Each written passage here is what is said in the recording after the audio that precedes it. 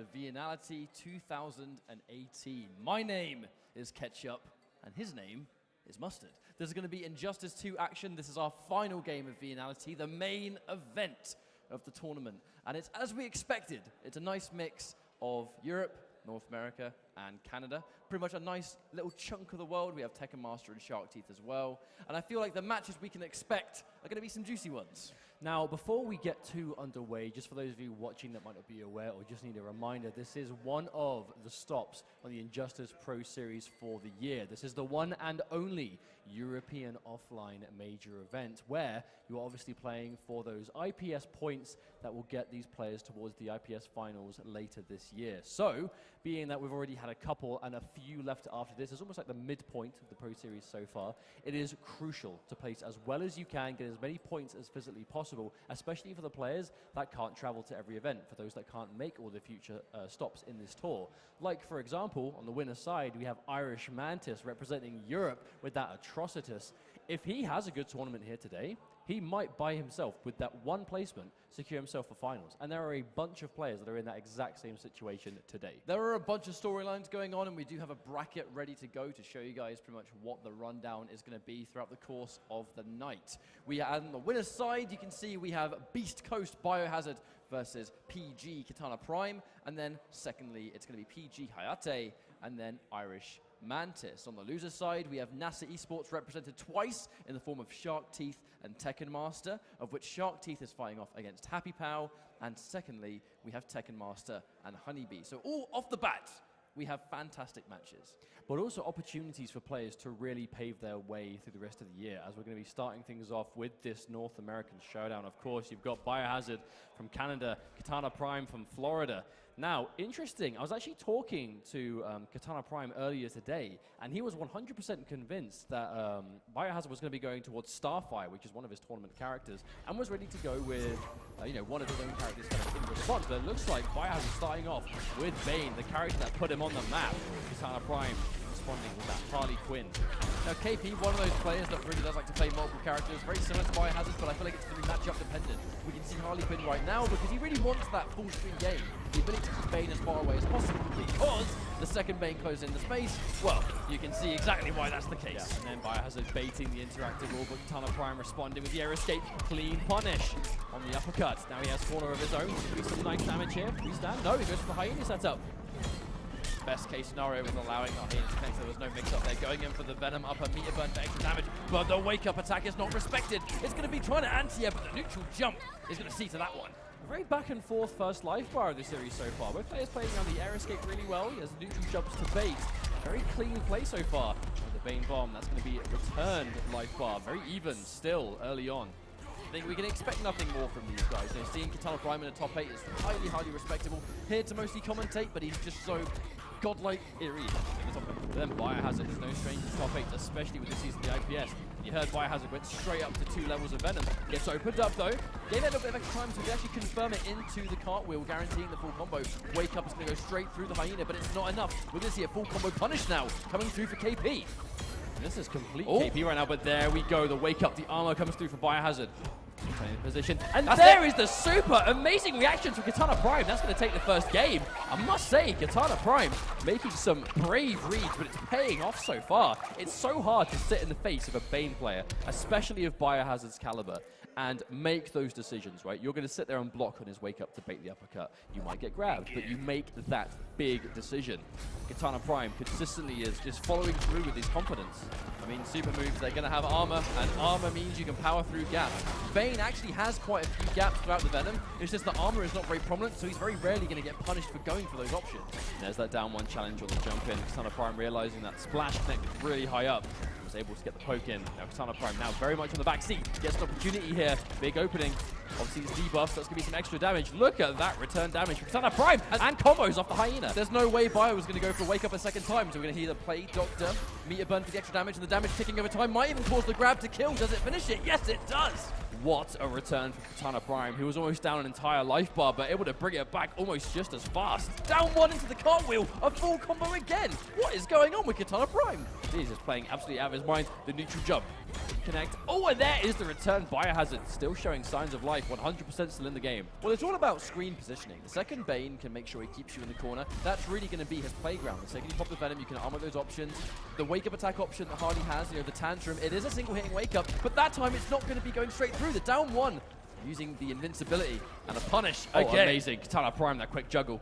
Keeping this as unclashable as physically possible, knowing that Biohazard at any moment now could lose the game. Hyena, chip damage. Yep, free jump in. Accidental wrong, up shot.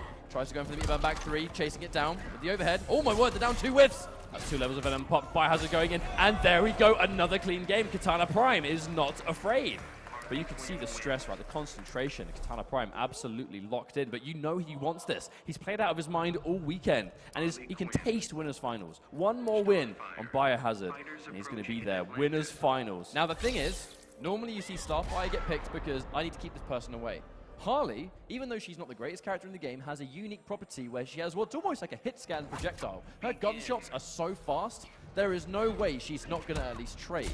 So Starfire, even though she's got wonderful projectiles for herself, Harley will always check them with the gunshots. But the one thing, even though Harley Quinn might have like super fast projectiles that are, they're going to be trading, they don't do most damage. Very good. The knowledge, Katana Prime, he is not holding anything back. He came here to play. Wow, wake up as well. Powering through the Tamarain in charge. That's going to be some interesting knowledge for KP throughout the rest of the game. That was a wake-up mid-range Stardust. I don't think that's what Biohazard wanted. I think he's showing signs of not being super composed. We see the trait coming through. Massive chip damage on block. Have to watch out. There's the environment traction as well. Getting a knockdown situation. The cluster's well spaced. And now we might see a comeback here from Bio. See Katana Prime tried to uppercut that before, but a little bit too slow. Now Biohazard even things out. Katana Prime still very much potentially to take this life bar, but this is what Starfire wants to set out, that neutral control. Katana Prime being tricky.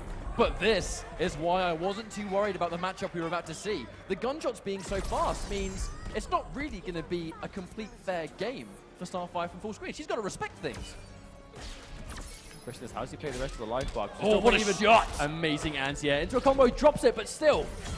Oh, still has him in the corner. Yeah, can't whiff punish the back 3 though. That's really unfortunate. Caught on the magical end of that interaction. Neutral jump punch on the wake up. Good read, but no punish. Oh, well, another opportunity. Katana Prime is getting so much mileage, keeping it unclashable. And there's the setup! Watch out for the charge. We're going to see the trait spent for extra damage. About half that trait's going to be gone now, though. The second that disappears, KP is going to be able to trade some of those projectiles.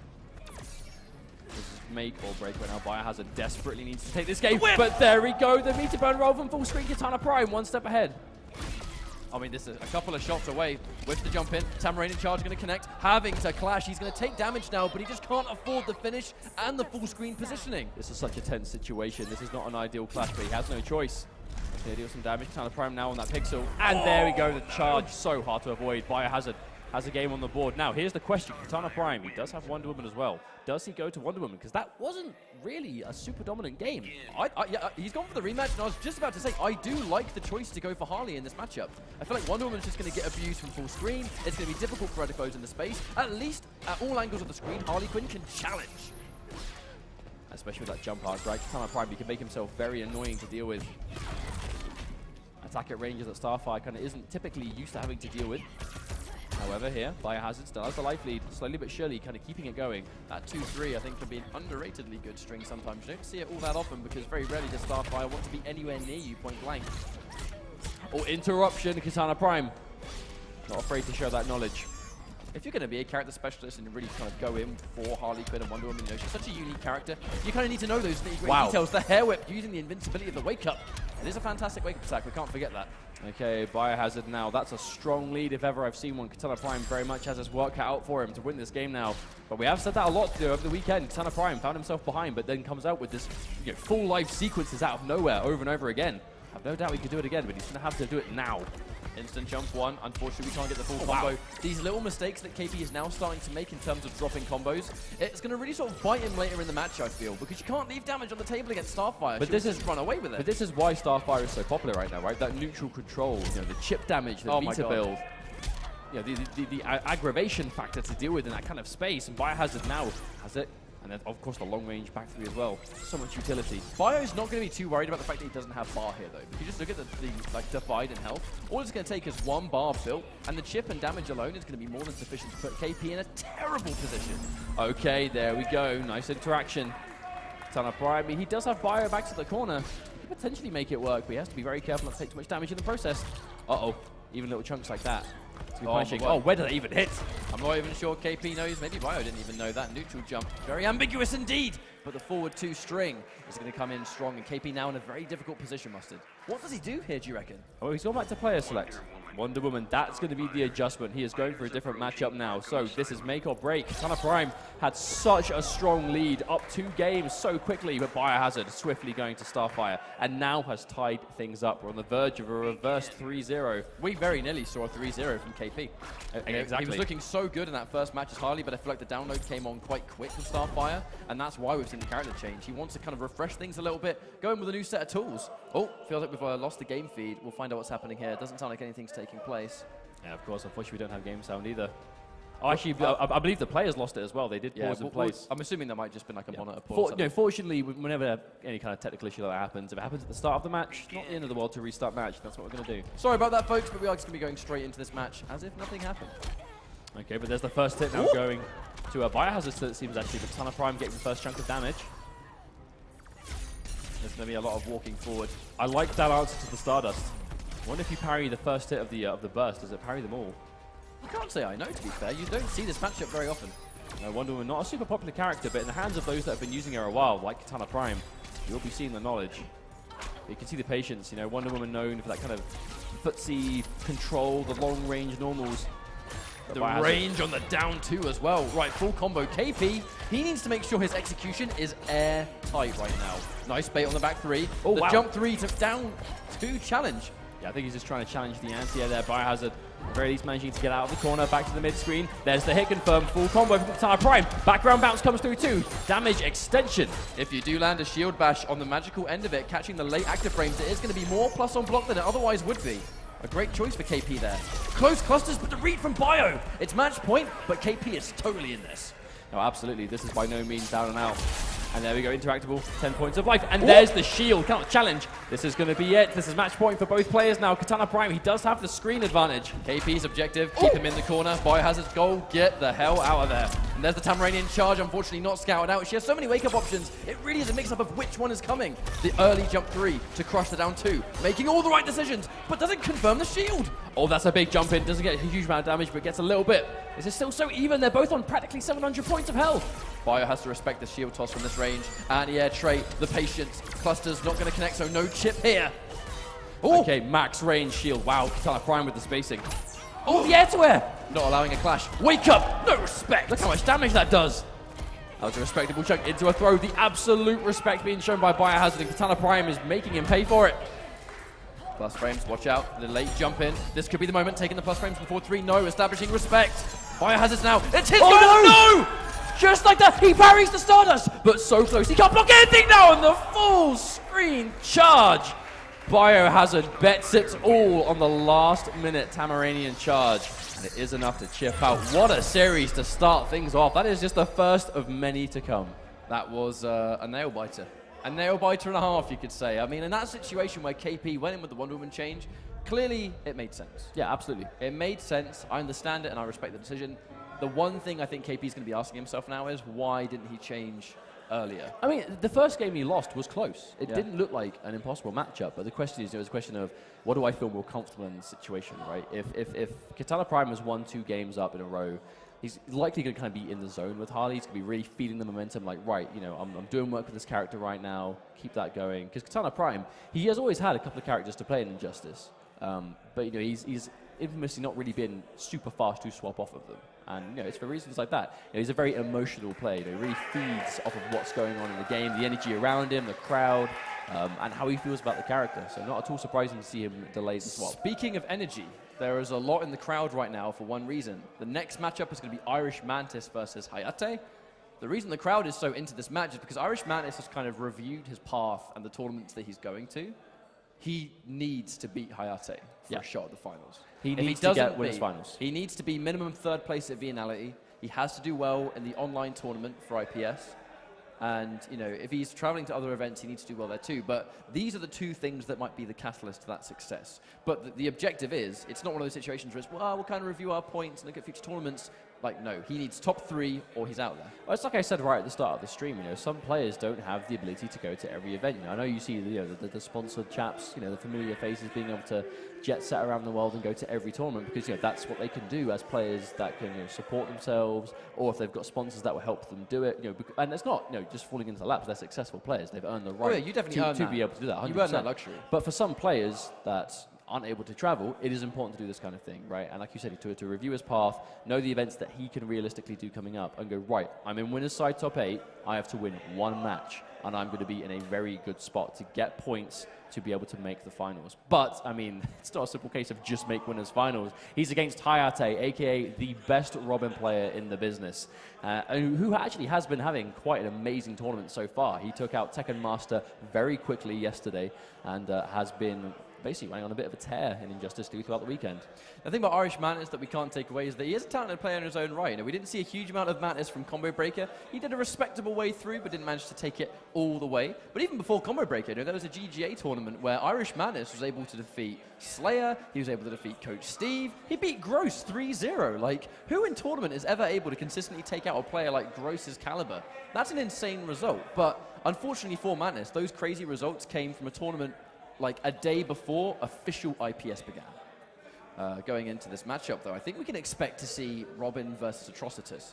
I don't see Mantis changing to anyone else. This really is his character. He didn't really sort of get on too well with Injustice 2 last year. I mean, by all means, he played the game a lot, but he struggled to find his footing. And I think the more he's been playing Atrocitus, the more confident he has now become in Season 2. It just took him a little bit of time. I think he always knew that Atrocitus was going to be his main character. I know he kind of, messed around with Captain Cold as well a bit last year. But it really was always Atrocitus that was kind of like the main focus for him. And to be honest, I think he picked up Atrocitus at a time that Atrocitus was kind of known for the mix-up game. His very kind of seemed to be live or die by the overhead or low off the 4-2-2 puddle or finish the overhead, which is basically how the majority of Atrocitus players were playing him. But then Irish Mantis was kind of going, no, this character has a lot of utility, and I can go for pressure, I can go for footsies, I can play for the neutral, and that's always been the way that Irish Mantis has been as a fighting game player, especially in NetherRealm fighting games. So it did take him a little bit of time to figure that kind of play style out, but he figured it out a while ago, and this season he is looking super strong. Irish Mantis calling the crowd for some support. He did sort of scream a little bit too loud last night and hasn't got much of a voice today. The crowd's definitely going to have to voice that hype for him on his behalf for the first time. But at the same time, Hayate, Hayate is known as being this absolute Robin god, but hasn't had an amazing year so far in the Injustice Pro Series. This is a player that did amazingly well at the Pro Series finals last year. Across multiple tournaments, he was always one of the players to watch for doing well, and could almost beat anyone on any on his best day. Could almost take it to anyone. During a time where everyone else was playing a team of characters and counter picking, Hayate was picking Robin all the way through, and he got top 4 within IPS Season 1. Played Injustice 2 on ESPN. That's not a bad day in the office if you're an Injustice 2 player. But that's the thing, he had so much success last year. That success hasn't translated through to this year until this tournament. That's the thing. He needs that win just as much as Mantis does. This is such a pivotal game. But it's going to be Atrocitus versus Robin. You must be Atrocitus. Rage fills you, Damian Wayne. Begin. Wow. Okay, cool. We're going to watch like 2/3 of it and then cut our range. We're going to let Atrocitus have the last word. Okay, now Irish Mantis has lost that first hit, Hayate. Now, Hayate had some of the best footsies. I actually think, going back to yesterday, we saw Hayate versus Dizzy. It was a very slow-paced, very neutral every game. I actually expect we'll see something quite similar this time, as that's definitely a similar style that Irish Mantis goes for also. We were absolutely shown that Hayate is not afraid to slow the pace down to, 5 miles an hour. If it's going to be a timeout victory, then so be it. Tries to whip punish with back 2-3, but a little bit too late, and he already commits into the bloodlift. He must have been confident that was going to connect. Yeah, Irish Mantis going in for the puddle like that. Normally a player that hit confirms everything. He must have been 1000% sure that was going to connect. Hayate making him pay for it. 460 damage, very respectable. So far, Hayate has been very sort of smothering. Mantis has not actually had an opening to summon Dexstar just yet. Going in for Meter Burn Breath just in case, but still, Hayate allowing him to just whiff, use those resources, and we haven't seen a trait from Atrocitus all round. Trick trickiness, but the chip damage is going to do it. Hayate with a very stable lead now. I assume we're probably going to see a cool hit, because now we finally have to... No, they both go in for the forward dash. I actually wonder if Irish Madness was expecting Hayate to expect him to go for the summon. So obviously Dexter is the core of what Atrocitus can do. He needs to find the space, but this is a long-range character. If he calls Dexter out the wrong space, Hayate is going to get a clean hit and confirm it. And that's why we can see those preemptive blood breaths. And it's purely because he wants Hayate to try and close in the space and then run right into it. And then those minus frames are going to allow Dexter to be summoned. Now here we go, finally, for the first time, here comes the Siphon, also allowing Atrocitus to regain health. And then Whiff Punish straight through the shield. Hayate with the knowledge, the sword's going to go through that shield, so it's not going to work for Irish Madness on the way in. If Hayate is sure he's going to commit to the offense. Oh, look at this game. This has just been complete Hayate from start to finish. Irish Madness is looking for one life, and there we go, the Whiff Punish. This first game has just not worked out for Irish. Right, guarantees the Dexter again. I mean, there's so much work that needs to be done here. Oh, but gets opened up. Hayate has plenty of health to work with, though. Doesn't have to worry. Irish Madness is still going with the corner swap. Oh, tries to go to the shield, but actually a little bit too slow this time. Wow, that VC catching the down one. Very rarely do you see that. Down one before the overhead comes through. I feel like this is going to be just more of a data game for Madness. It's very likely he's going to lose this unless he pulls off a miracle comeback. Yeah, he knows it's Yeah, I think he realized that was over. Now, what does he do? Does he take a little bit of time, or does he go for the restart? Because it's very unlikely he's going to swap off Atrocitus, surely.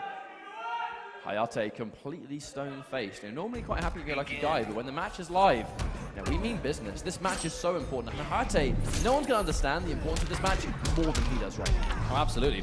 100% time to play. There we go. A better start for Irish Mantis. On the shield to stop the advancement. A throw tech from Hayate. Oh, and there's that footsie game. You have to watch out on that Whiff Punish, because the back two, even though it's got good range with Atrocitus, it does recover quite slowly. So if you're super prone to those Whiff Punishes, it's going to be happy money for you, and Hayate with a punish as well. This is a bad situation for Madness, has to be said. Okay, the trait activation. Hayate with another good life lead. Mantis, you can see the danger, right? Hayate really is enforcing that threat.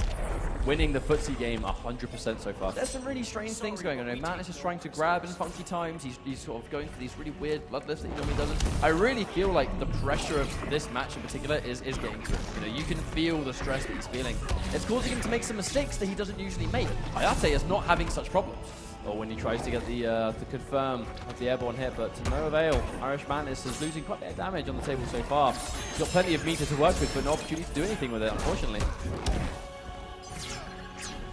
Poking with the blood breath, getting that jump in three. Might be safer, but the clean jump in, allowing a full combo. Yes, he manages to get just the end. Okay, push block. Hayate pressing buttons out of it. Manages to get himself some more trait stuff going on here. There's the big overhead. Now, Irish Madness actually might have just put himself back in this. We can take the life bar. Yep, that's actually not so bad. Irish Madness now looking like he's back in the opportunity to win the game. Yeah, if we look at the bar difference though, Hayate's sitting on 4 bars a meter. This whole neutral that he's playing is all involving traits, all involving specials. None of it's costing resources. So by the time he goes into the second round, he's always going to win a trait, a clash. He's always going to have, the wager to spend. It's a great situation. I feel like his entire game plan benefits this. There's the air tech, chase down, wasting the 2 bars. I like actually using the combo as an opportunity to get Dexter, so he doesn't have to worry about doing it in the neutral, but a big jumping heavy Hayate with a nice chunk of damage. Still leaving out here with punish for sure. Irish Madness looking good. Punishes the air tech, and now Hayate cannot clash at all. And we're going to have, no, not unclashable. I'm saying he can't. There's the restand. The neutral duck! That was insane. Did he expect a grab there? I'm not sure, but it's going to work out. Oh, tries to whip punish. But isn't able to. Hayate understanding he had to save the bar. I don't think he's going to really be able to clash anymore. Almost runs into the down one. Okay, immediate clash from Mantis. Now, even though he could take some guaranteed damage, it's going to be a bit of a brave read in Hayate. If Hayate spends both here to do damage, he's not going to have anything himself for resources. He opts to hold on to one of them. Oh, wow. The Dexter trade. Crazy how Mantis was even able to bring that one back. The composure halfway through almost feels like Mantis just woke up. I mean, he's just figuring out as he goes along, right? Hayate clearly very confident in this matchup. Showed some immense matchup knowledge early on and what to go with it. We're going to go back to the character step, I should say. I can imagine anything for a stage change, but he gets the same one. Yeah, you see Hayate's face. He's not happy about that one. So as we go back into the Rock of Eternity, Rock of Eternity is always going to benefit these power characters now. They're no longer unblockable. Everyone just kind of gets that guaranteed extra projectile knockdown with a lot of plus frames. So if you're going to have, Atrocitus, you land that environment, get guaranteed Dexter for your trouble. Hayate really pressing the advantage, kind of bullying within just outside of jump distance. The neutral duck on the meter burn blood breath. Amazing whiff punish too. He's going to have to be really careful sticking out that special at the range now. Mantis. He's going to take some more damage. Backing up, trying to build the space. You can say he really wants to summon the cat. But Hayate knows. He doesn't want to let him do it for free. That's why Harte, his footsies are so impeccable. He just understands the effective ranges he needs to be at. Nice reactionary block on the overhead, gets caught by the way with 1-1-1, using the opportunity to summon Dexstar. And now we're back in the fight. Gets clipped. Yeah, we should see a combo here. I'm turning it into the punch for at the very least. Guaranteed Cypher, the heal. That could be a full combo. Yes, wow. Down one into the lift. That's going to be a punish. No, not quite. Doesn't pull the trigger. Yeah, didn't quite recover in time. And Hayate with a max range down too. Still knowing the ranges perfectly. The uppercut going to be a clean connection. Yeah, we see the push block in the space because once again, we're looking at the trait. We know that Mantis almost has it. Goes in for the forward two, but a whip punish from Hayate. Amazing footsies from Hayate. Perfect spacing. Not quite enough to kill. But there we go. The wake up from Irish Mantis and Hayate. Always ready. What a turnaround. I mean, we said this was going to be a very footsie heavy match, and that's exactly what we're seeing. Taking the guaranteed hit, but the combo so active. This has very much just been a game of can Mantis summon the trait or not. And most of the time not. Anti-air on the shield though. Plenty of work left to go, but this is going to be a damn good start.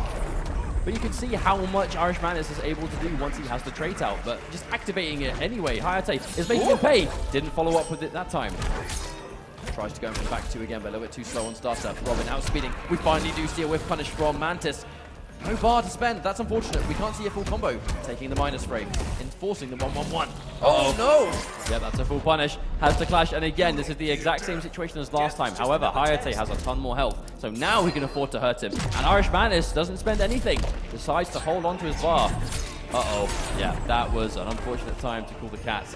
Hayate is going to punish him for free.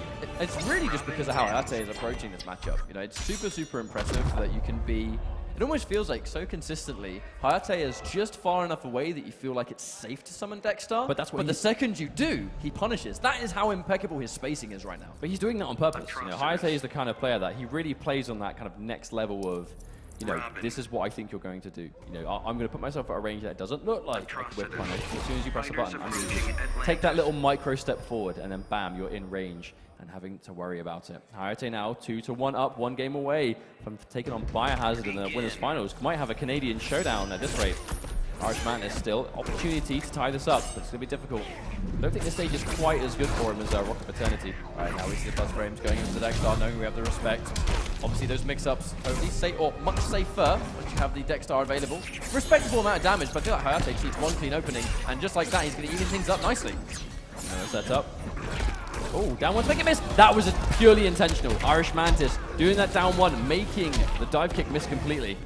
Oh, no punish. That's unfortunate. Lots of pushback on the 1-1-1. The second we feel like we're at a safe distance, that's why Hayate throws, you know, the batarang. Again, from a range. I mean, it looks like every time the Irish Mantis goes to that breath, it's a little further away, but it's still in range. Hayate still knows, always ready. Mantis, I think one thing about Mantis, though, he's totally confident being within negative frames from the down one. Yeah, that blood breath is not working in the neutral. Hayate now is just ready for it. Plus frames from the forward 3. Block straight away. Push block into forward dash. Hayate getting aggressive. Enforces, tries for the mix-up, but the reactions from Hayate, he's seen that mix-up before, and that's going to be match point. But Irish Mantis, he's only down about, what, 500 life for Atrocitus? That's nothing. Yeah, match point for Hayate right now. It's going to be a good situation for him. We can just keep him in this corner. The second you have Atrocitus in the corner, I mean, you lose all safety to summoning trait. That first trait that we saw at the beginning of the round might be the only one we see. Maybe. Irish Mantis, he did spend most of this round back to the wall. Go for again. No, there's the breath for safety. Opportunity for Hayate. Goes for the sweep. Oh, the down one. Probably buffered. Irish Mantis. Good spacing himself. Now, this is probably going to be a trait activation. There we go. Finally gets the opportunity to get the cat out. Absolutely has to pop the Cypher. That's why we see activated before we even see him go in. Can he press the advantage down to get some chip? Doesn't want to push too heavily. But he has to finish. He does have to finish the round. But I like how he was being reserved, though. Mantis knew that if he extended a single time, I mean, this kind of life against Robin, that's going to quickly disappear. Uh-oh, but the footsies come through again. Now, do we trade out the bar? Hayate, he's got a full life bar to make the bar back. I feel like Mantis has no choice. He has to spend 2. He needs to even run a chance at health, and yeah, Hayate's going to completely shut it down. Taking the full screen presence to get the Siphon at least, but only going to do so much to grab. It's going to help him get a little bit back. That's better than nothing. There's the patience. Okay, Siphon is finished. Regeneration. But you can see the respect from Hayate. He does not want to stick out a button and get whip punished. If Mantis catches him now, that is his comeback chance. Oh no, the spacing again from Hayate. Always ready. This might be close to the end now. One setup could do it. Oh! The detonation. I mean, chip territory. This is so dangerous now. I mean, the Siphon isn't even going to have a chance to do anything. Oh my god, the mix-up. He has 2 bars. There it is. Oh, we did backdash to avoid. He sets up again, and Hayate always ready with the fuzzy. Mantis betting it all on that final mix-up, but Hayate knows what he's doing. Wow, what a turnaround.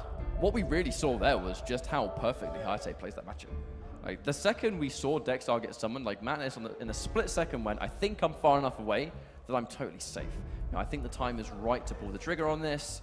And every single time he felt like he was safe, he got punished for days. And that's just a testament to really how Hayate plays Robin. It's a complete masterclass of the character. I mean, but that's what happens when you play a single character for as long as Hayate has. You know, he's dabbled in a couple of other characters here and there. You know, messed around with secondaries every now and then. And I've seen him play Red Hood a little tiny bit. There's a bit of Batman back in year 1. But Robin really was like 99% of this guy's playtime. And I love seeing how differently you play the matchups when you're at that level, when you are that skilled with a character. You know, the Hayate we saw against Irish Mantis just now is completely different to the Hayate we saw against Tekken Master, the Hayate we saw against Dizzy TT, and it's all matchup based. You know, the speed in which you play. This character is great at footsies, great at whiff punishing, good damage, but you cannot apply it the same way against every player. And it's nice to see him adjust on the fly, especially at this level of play, and that's what's got him into winners finals. So with Irish Mantis needing that minimum top 3, that does mean that he's got a bit of a gauntlet he has to run if he wants to make it all the way through.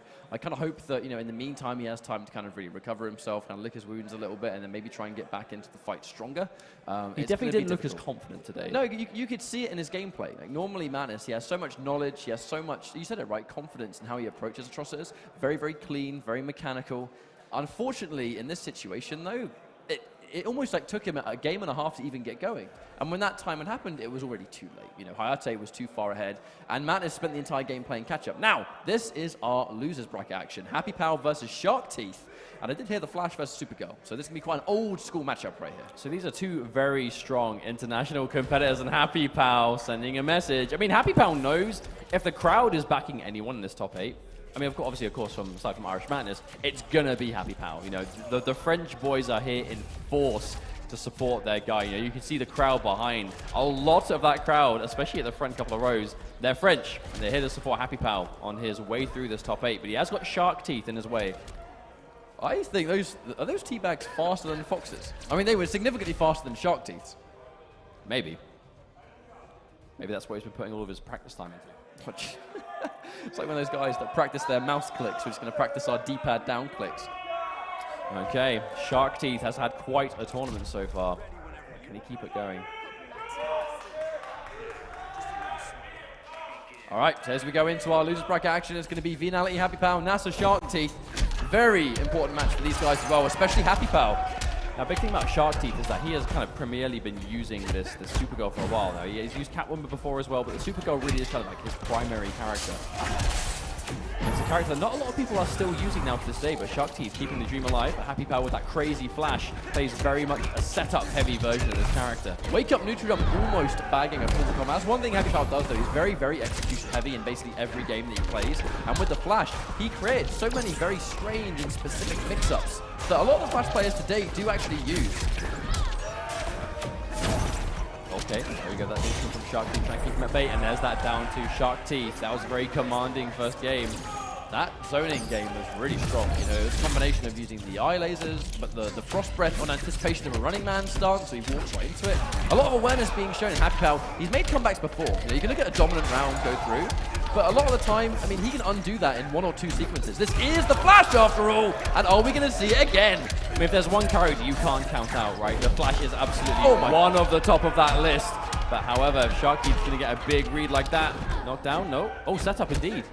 Happy Pal got clipped trying to air escape right as the jumping connected as well. That was just a straight up waste of resources. Hopefully it doesn't bite him in the backside later on. I mean, this isn't too bad. The biggest problem Happy Pal's got right now is no bar. You know, he's just got the first meter there, but 1 bar is going to even the life lead if he gets the opportunity. But Shark Teeth now in that second life bar can clash if he wants to, or air escape, but might not even need to at this rate if he can keep this going.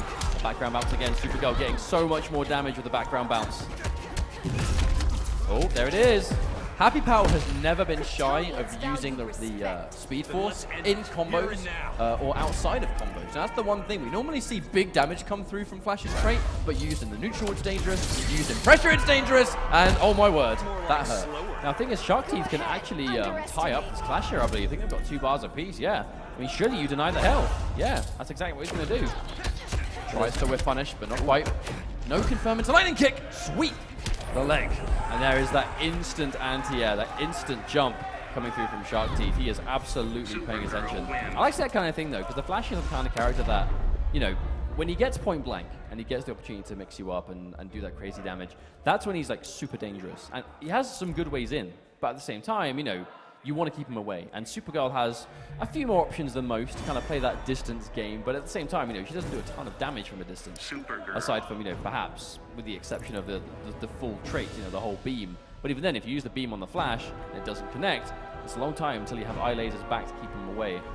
There is a 30-second mark on coaching. Well, haven't quite reached that yet. Probably not even half that. No, I don't think. I mean, if Foxy Grandpa is coaching you, I mean, that man doesn't need 30 seconds to coach. No, he does not. The information he's given is going to be clean and precise. He's thinking about it. I mean, Happy Power, we have seen him. He did use Grodd yesterday in his winners match, which unfortunately was he did lose in the end. It was quite a one-sided game, so I can't imagine we'll see him change characters now. But maybe he will. It doesn't look like it. Oh, okay, we get the Red Sun Prison. To me, it didn't really seem like a matchup thing. It just kind of seemed like he was running man stancing into eye lasers, into frost breath, kind of handing himself to Shark Teeth on a silver plate for a little bit of eagerness. But that's the thing, right? Happy Power, he's historically not the most patient player in the world, but because his offense is so crazy, his set play game, his mix-ups, that's what he wants to do. That's why he plays the Flash. You know, he doesn't want to work his way in. He's a very aggressive player with the Flash, and he's going to bag himself the first hit. Oh, big jumping. Oh my god, but he doesn't confirm! Wow, Shark Teeth pressing the uppercut on hit. At down 2, connecting through. No confirm on that. That's unfortunate. I mean, that's the thing, right? If you're missing a confirm with the Flash, that's literally like half a life bar. You are now not going to be able to take down the laser. Okay, the Flash has a few projectiles of his own. And there we go. The trait being used in the neutral, but Shark Teeth with the immediate push block. He doesn't want anything to do with that. It's going to take quite a while for it to charge as well. That's the problem. We are going to see a full combo. About half the Speed Force is left to go, but Supergirl fully locked and loaded with that trait. I would say Shark Teeth's getting out some punky looking sweeps so far. And crouching heavy. He's getting so much use out of it. Speed Force activated again. We're going to see a push block. Yes, we do. Of course, Shark Teeth. He's keeping the bar. You know, 1 bar to stop the Flash having a trait. Absolutely worth the trade. And this is going to absolutely have to force Happy Power into dedicating to a 50-50. You know, the second we see the Speed Force activated, if Shark Teeth blocks the jump in, he's from that point going to have to dedicate to overhead or low. We see a combo, can't confirm into more damage because it is going to be non-traded. Oh, here we go, Shark Teeth takes the first round. A lot harder fought that one though. No, absolutely. Happy Power now 4 bars to work with. Oh, no! That is really, really, really unfortunate. I mean, you can say that again. We're going to see a full Supergirl combo now. Forward dash out the corner to deal with a neutral jump, but it's not quite enough. Oh! That round's going to be taken. Pretty even right now. Okay. Oh, there's the beat band roll straight through. Throw tech. Oh! There's the trait activation on block.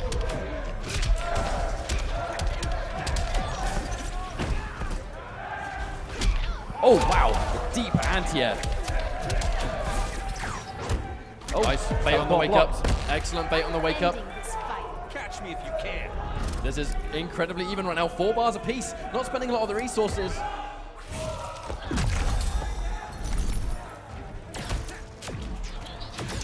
Okay. That's going to connect. That's a full combo. That's a lot of damage potentially. Gets the corner repositioning as well.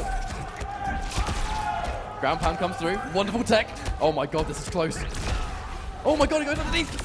The environment interaction save today. This is insane. Okay. Insane. Oh my god, the Speed Force. I've never even seen a Speed Force environment before. What was that? I love Shark Teeth going for that air laser as well, just to bag him out of the trait, but Happy Power is going to get the turnaround. And what was quite a back and forth match. He's able to clutch it through. Shark Teeth shaking his head. A 1-1 tie. No, he's not going to be happy with that. Now, in this situation, with the coaching from Tekken Master, I definitely understand why he's going to sit there and take the time out. However, Happy Pal now is going to get a little bit of time to kind of recharge his batteries. That was a close match, but the first match was super dominant, so I think there's going to be some obvious progress here for Happy. Shark Teeth is taking his time. I mean, this is loser's bracket. They don't have time. They don't have the time to really, well, make these mistakes anymore, right? They lose here, they're going to be eliminated completely. When you're in loser's bracket and this happens, you just know that there's no more room for error, right? Especially seeing as this is a super pivotal tournament, because these guys are finally being in this European event where they kind of really have to go against themselves, with the exception of the rest of North America. There's not a lot of North American and Canadian players here. Okay, another setup, the delay wake up from Happy Pal. Sweet, patience though, finally, Happy Pal. Super careful. Instantly shutting down the Speed Force. I like it. Okay. There's an opening chance here. Near enough to the corner to get a full combo. Full, that should kill. Oh no, doesn't get the end. Oh, backs up too. Nice anti-air, clean stuff. Okay, what's he going to do here? Pretty even on bar for now. Shark Teeth, I love the way he's playing that neutral. Those instant air lasers just trying to occupy the space. It's really keeping Happy Pal at bay. I say, Happy Pal, very explosive player. Looking to keep himself on the offense, but Shark Teeth really slowing him down. There we go, coming through again. Back 3 full combos, but it's one of those things where Happy Pal takes so much damage on the way in. He gives himself so much work that he has to do when he finally gets in close. But that's it, right? That's the age-old thing. Flash is the kind of character that when he gets in once, that's when he's supposed to make it count. But Shark Teeth punishing the air escape. Happy Pal playing right into his hands. We're going to whiff that air grab just to get some meter. Okay, there's the instant low. That's probably going to be the life bar. Very unlikely that Happy Pal will drop this. Oh, yeah, keeping it meterless too. Wants to hold on to as many resources as possible. He only has 1 bar. Can't afford to spend it there. Whoop. Oh, wow, clean jump. That's a perfect way to bring this comeback, but he misses the combo. Very unfortunate. It's very nice guy, Shark Teeth, giving an opportunity just to try the combo again. But he has got the clash. He's going to get it. Send Happy Pal back to that full screen. And 200 life. This is dangerous territory for Happy Pal to be in. But if he gets in once now, there's going to be no more clash to save him. Do we see the Speed Force save? Taking the minus frames on the sweep. Activating now the push block. Guess is right on the 50-50. That is such a pivotal block for Shark Teeth. Good jump in. Shark Teeth is being patient now, not trying to anti-air because he knows one jump in from the flash is going to be dangerous territories. Here we go, Shark Teeth looking strong. Tekken Master is going to be coming up to help out Shark Teeth, give him a little bit of a pep talk. I think it's going to be super important to make sure that right now, Happy Pal doesn't overthink things. You know, there's so commonly in this tournament situation where KP timing it on his wristwatch.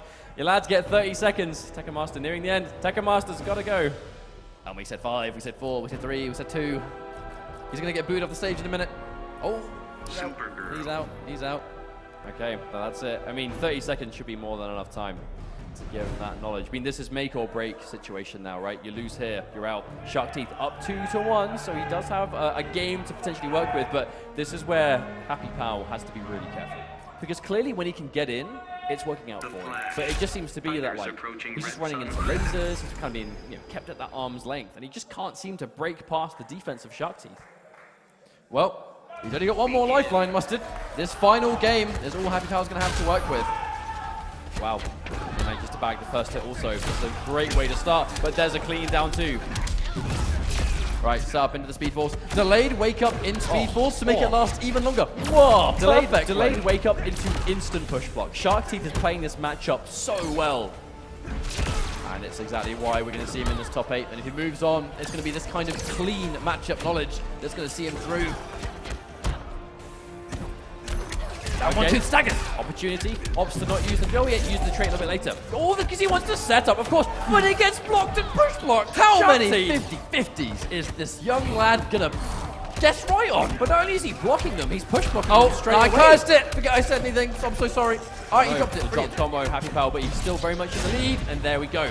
Another interaction coming through. The anti-air. Good trade for Happy Pal, but he just misses the combo. Yeah, I almost felt like that jump 3 was so active on hit, he just didn't have the chance to recover. Going in for the jump in, but catching the end frames of that laser with punish. Okay, combo opportunity now for Shark Teeth. Could even things out here if he manages to land this. Set up again, yep. But another delay wake up. Both players getting so much mileage out of delay wake Looked up. like a clean punish to me as well. Dedicating too heavily to the string, trying to anti-air, but paying the price for it. Blocks low, guesses wrong, and then actually, that might have been a push block attempt or the instant wager. I'm going to be honest, I'm not sure which one it could have been. I felt like it was a push block that just didn't work. Okay, there's maybe the health regen. Tops back up to a full bar. Opts not to meter burn that. Just keep the distance, I think. Happy Pal jumps himself into the corner. This could come back to hurt him very soon. Not enough chip on the breath, of course. Whipping the back forward too. Watch out for that one. And it's going to be chip, guaranteeing that second round. Match point for Shark Teeth. Happy Pal is on the brink of elimination. The question is who has the advantage here. I was going to say, because Happy Pal had trait in 4 bars, but the trait has already gone. So Shark Teeth ready again. Wake up sweep, I'm not sure about that one. Drops the combo again. Has to watch out for this execution. Gets hit by the cross up. It's going to go from bad to worse for Happy Pal unless he tightens it up right now. On the day wake up into neutral jump. Happy Pal bringing out the big boy stuff now. The heavy reads and another push block. I don't think Happy Pal has done a single trait this entire series. Shark Teeth though, he is lower on health. Oh, that's a super. He has a super. There we go. No super required. A bit of a strange exchange at the end, I have to admit. I feel like Happy Pal was maybe trying to confirm into it, maybe he was looking for it, and maybe Shark Teeth was so focused on not getting hit by super that it was basically used against him. He got tagged. This is going to be such an important last game though, because obviously the winner is going to be advancing through, loser goes home. These are 2 players that have actually been to IPS events already this year.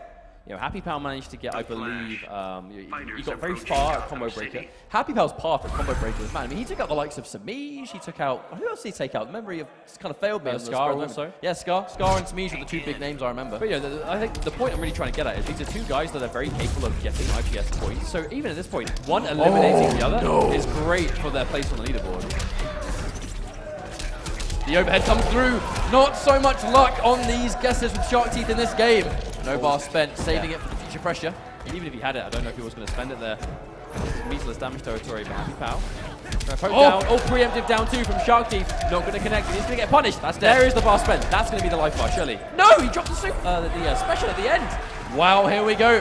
Drop or no drop. It just needed a little bit more chip damage to guarantee things. Happy Pal now on the verge of a match point. This has been a ridiculous turnaround, but there's the Frost Breath into a full combo.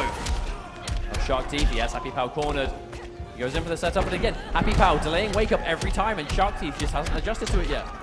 Well, there's time to adjust. It's right now. You've only got 1 more life bar to work with. The instant jump for the trade. Yeah, the trade. That could have been really bad for Happy Pal. My word! Wow!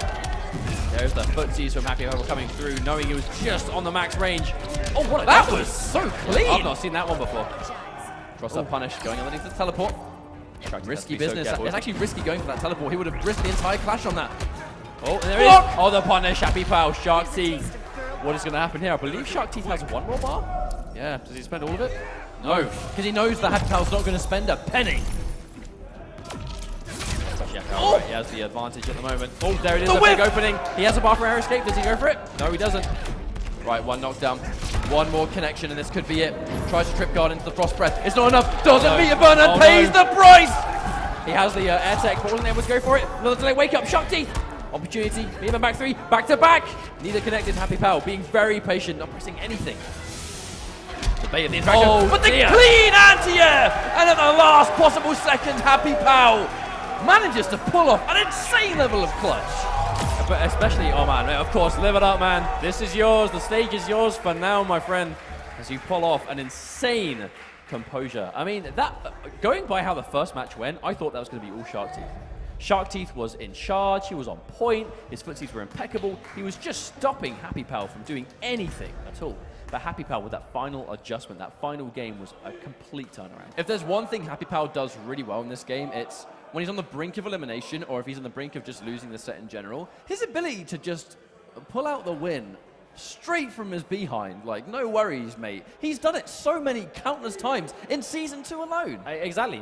Combo Breaker was the story of Happy Pal goes down 0-2 in a tournament series, wins 3 games in a row, right? This guy, when his back is against the wall, that's when he dials it up to 11. You know, that's when he's ready to bring his absolute A game. And no difference here. And he's going to be advancing through to the loser's bracket, getting 1 step closer to even more points in the IPS. There is one thing to factor in here, depending on how well Honeybee does, which is up next.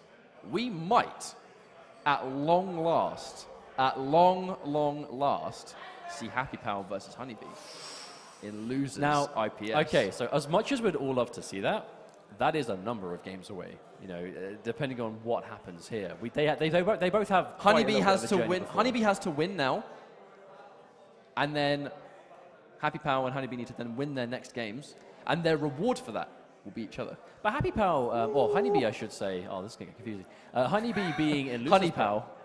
Happy Bee. You're not helping the situation. I'm just going to say that does not make it any easier whatsoever. But Honeybee is in losers bracket. Some of you watching might be thinking, oh man, Honeybee, who sent Honeybee to losers bracket? The answer is Do Basic, the Russian Enchantress player, was able to get the set in winners bracket. Unfortunately, did lose the run back, which they did have to fight in losers eventually after, where Honeybee was able to win the run back, so was able to get his own revenge to top 8. And Tekka Master was sent to losers very convincingly by Hayate. But of course, these are two players that, again, very, very strong Netherrealm players across the board. But in Justice 2, they have both had an incredible journey with this game and looking to not slow down at all. This is going to be quite an authentic matchup. You know, Tekken Master, previously in tournaments, he has been kind of seen using different characters, different matchups. He's been playing a lot of Starfire recently, obviously because she is the talk of the town. She's one of the hot new top tiers. So Tekken Master was saying that his go-to tournament team is right now Atrocitus and Starfire. He said that they are the two characters that he's basically looking to play almost exclusively. But he said that yesterday, and then he pulled out Green Arrow versus Dizzy. So I think he definitely has a couple of tricks up his sleeve. Definitely not the kind to show everyone everything. Oh, no. Tekken Master's not going to tell you every character he plays. Oh, I mean, of course. Why would do you remember when no one even knew he had a Before and then he got second at EVO? Yep. Or Dr. Fate. Saw that the IPS finals also. Yeah, versus Forever King. That was a crazy matchup of counterpicks. Dedicating entirely to the mix-up. I would say, very brave of Tekken Master to opt not to try and make the puddle safe. Always trying to use the threat of making puddles safe to not make puddles safe. Oh, Honeybee's going to have to get through Tekken Master. I mean, he was confident. I spoke to him earlier on. Now, already dedicating an interesting punish on that low puddle. I do wonder what the theory is behind that. Well, I think it's quite dangerous in forcing the mix-up already. You know, the forward 2-2, the advancing punches, that into the overhead or the puddle. You know, it's a double overhead or a puddle can be reacted to. It's like a double fuzzy. You have to be ready for both of them. But at this point in the game, every competitive player will be able to block it on reaction. So it's very dangerous to enforce that now. Notice that Tekken Master still making that his go-to, but still, and that's a full combo opportunity. Honeybee, they call him the Flash God Lord for nothing. Incredibly high execution with Honeybee. You know, if there's a max damage combo, Honeybee's going to go for it. Down one, catches into Bloodlift though. Tekken Master back in the action. Here comes Dexter. The pressure begins. So I think that really is the thing that sets Honeybee's Flash away from the rest though. It's his ability to land the most damage off of every touch. But a nice throw tech, but Tekken Master keeping momentum going. Dexter is now flew off back to his house. We'll see him again soon, I'm sure. But Tekken Master now with that life lead and 4 bars to work with. Ooh. I mean, I respect the attempt from Honeybee, but it didn't quite work out. What's going to happen here? B2 roll. Honeybee just trying to get point blank. Yeah, that back forward 2 is going to cause quite a lot of those, like, you know, distance-based situations. But Atrocitus not really seem to be a zoning archetype, but he has got tools that can establish range. Well, I mean, and the Flash has to get in, right? We saw the breath be not so much an effective footsie tool against Robin before with Irish Madness and Hayate. Against the Flash will be a different story. He does not have the long limbs of Robin. He does not have access to those quick, you know, super far range attacks. So the breath is going to be a big problem for him. Sonic Pound into the guaranteed trait, but the push block to swiftly delete. Middle East is not afraid of the Speed Force, that has to be said. No, of course, they play around it so well. You know, Tekken Master has to be a big fight vocal on Twitter here, saying that he thinks the Flash should be adjusted.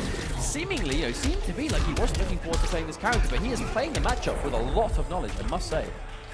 It's worth going forward. You know, if you're going to be fighting off against Honeybee, it's kind of obvious what character he's going to play. Even if you don't like playing against a character, even if you don't like a matchup, you'll still be ready for it. You know, you're still going to be ready for it in a competitive setting.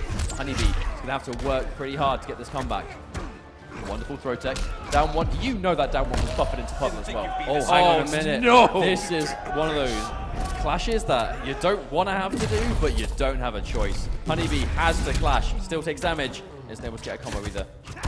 Dexter, projectile. The slow cat ball, still good though. Right, have to take those mix-ups. Guaranteed trait ball. It's going to be a very solid game number 1. Honeybee looking a little bit in trouble, I think. I mean, so Injustice 2 currently has a bit of a unique situation where both Honeybee and Biohazard, they both play Starfire. You know, they actually both have the same character on like their tournament team, as it were. Well, they both did play Deadshot back in the day, too. Yeah, exactly. You know, definitely Bio more than Honeybee in that respect, but still, you know, they have access to it. But they're looking to continue that. We know Honeybee has access to a Starfire, but doesn't want to play it, it seems. Really looking to stick with the main boy. Caught by the active frames to the back forward, too. Got to watch out, because the second you get clipped, that's not just initial damage, that's damage over time. Honeybee, he was able to punish the string that you saw, but didn't have a bar. You can see the flash, he's known for those crazy damage potential, but if he doesn't have a bar, maybe not so much mid-screen. Yeah, exactly. Oh, the reversal. Of course, this is one of those matchups that if Honeybee can get the trade on that special move, you used to be able to get a combo, not so much anymore, but it used to be a very important part of the matchup. Well, it's not quite possible now. Now, what's the wake-up situation going to be? Trying to press the advantage. Does he dedicate? He does indeed. Knows he can get maybe one more. Dedicate again. The reactionary blocks from Honeybee. You know, some people say you can't react, but at a high level, if you set it to be training, a lot of players now can detect whether it's overhead or low cover. We're seeing, you know, Tekken Master Atrocitus right now. You can see he's very much keeping it basic, right? He's enforcing the mix-up every time he's blocking forward 2. He's forcing Honeybee to get the fuzzy, you know, keeping him stressed out. It's not the easiest thing in the world to do. You know, it can be done, but it's definitely not super simple. But there we go. Honeybee managing to punish it. Has bar this time. And there's the clash. Tekken Master. The goal here, behind now. yeah, the goal here is just going to be to undo that work. You know, he's going to spend a couple of bars, keep the other 2. Kind of needs the other 2 to deal with the health bar that Flash has left. Yeah, he's not going to dedicate. He's going to try and play it a little bit safer if he can. You know, here comes Dexter for another time.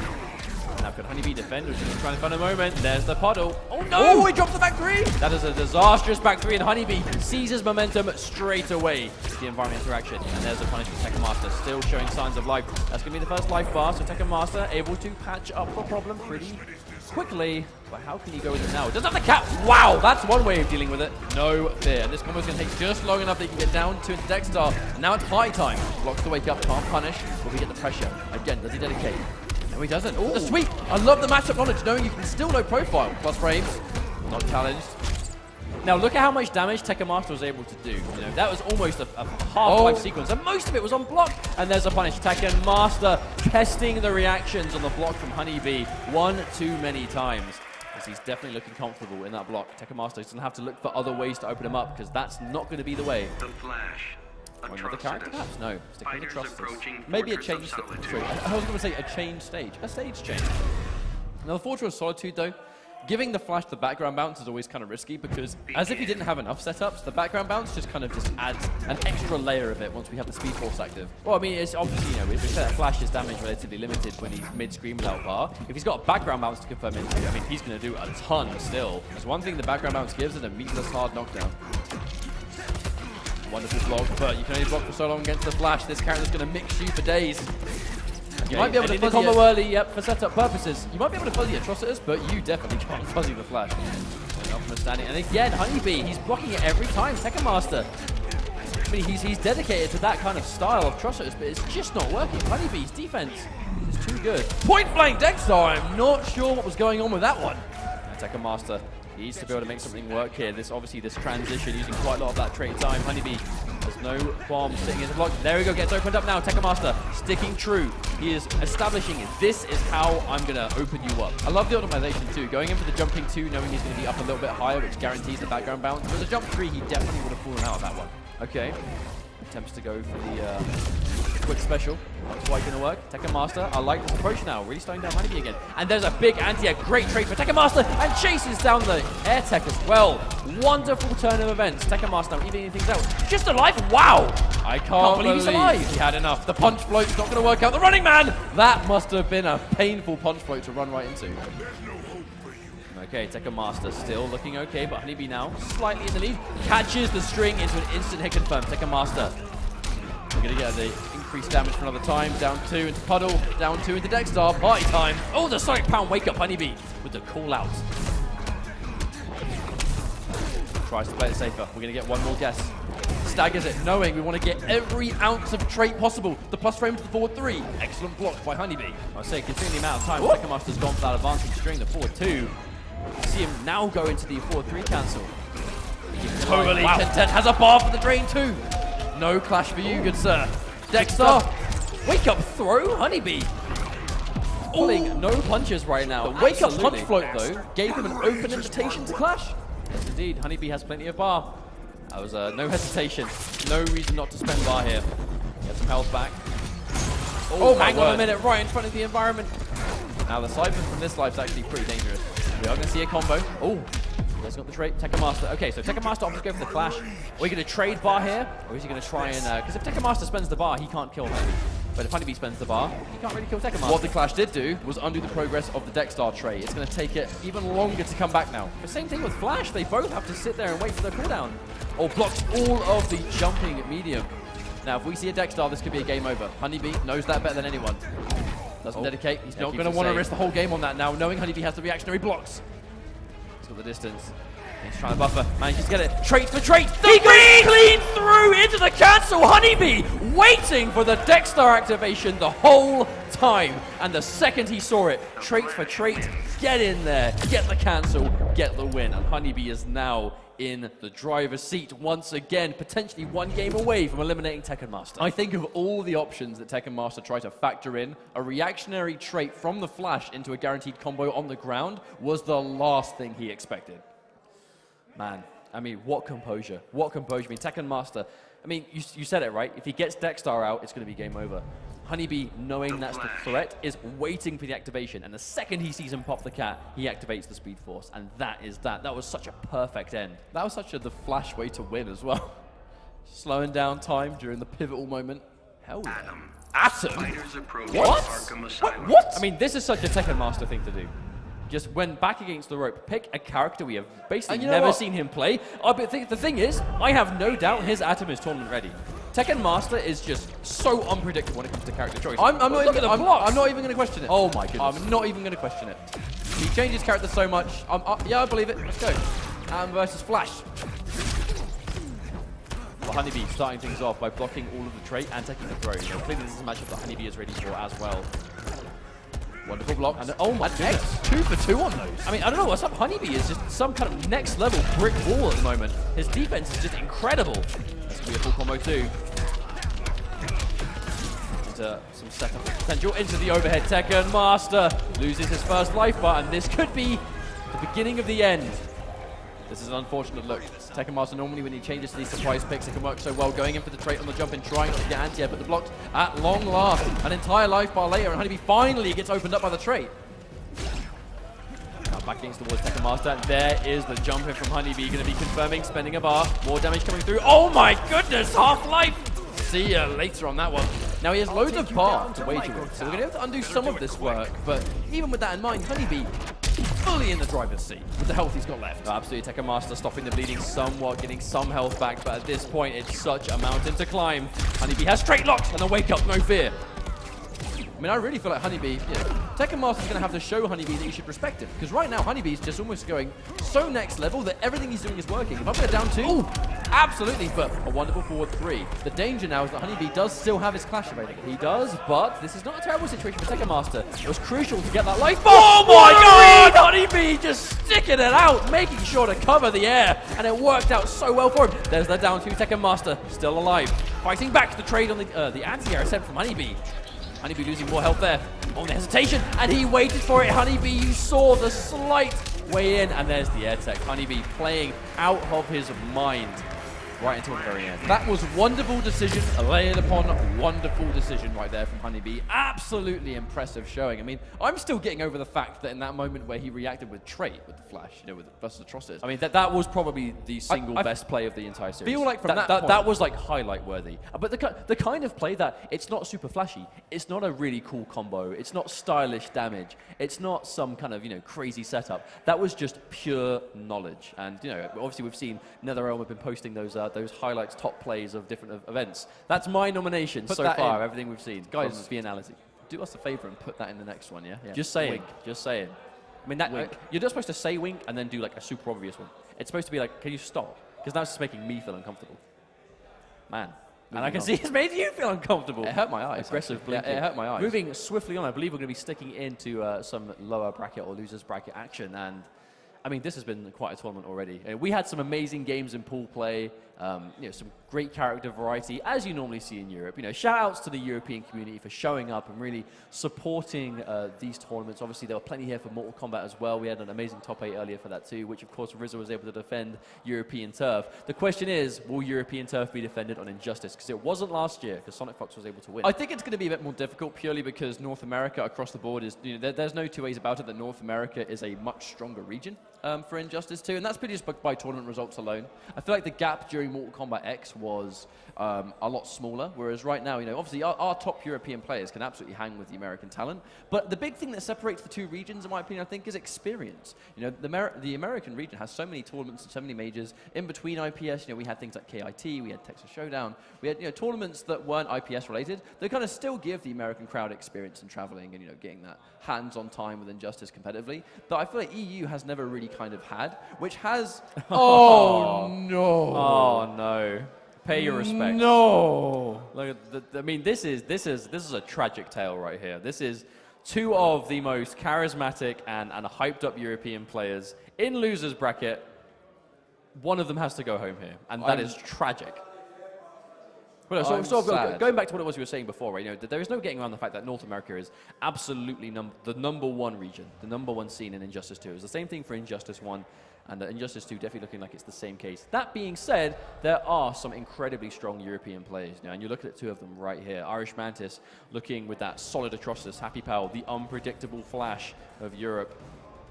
But what is it going to be here? I mean, presumably it's going to be Flash Atrocitus, and these guys, I mean, they play all the time. You know, there's no getting around it. This is going to be one of those games where I think it's less about the matchup and more about, this is going to be less Atrocitus versus Flash and more Happy Pal versus Irish Madness. With how regularly these guys go back and forth, I'm going to say immediately, expect the unexpected. That's what happens when two really close training partners go head-to-head in tournament.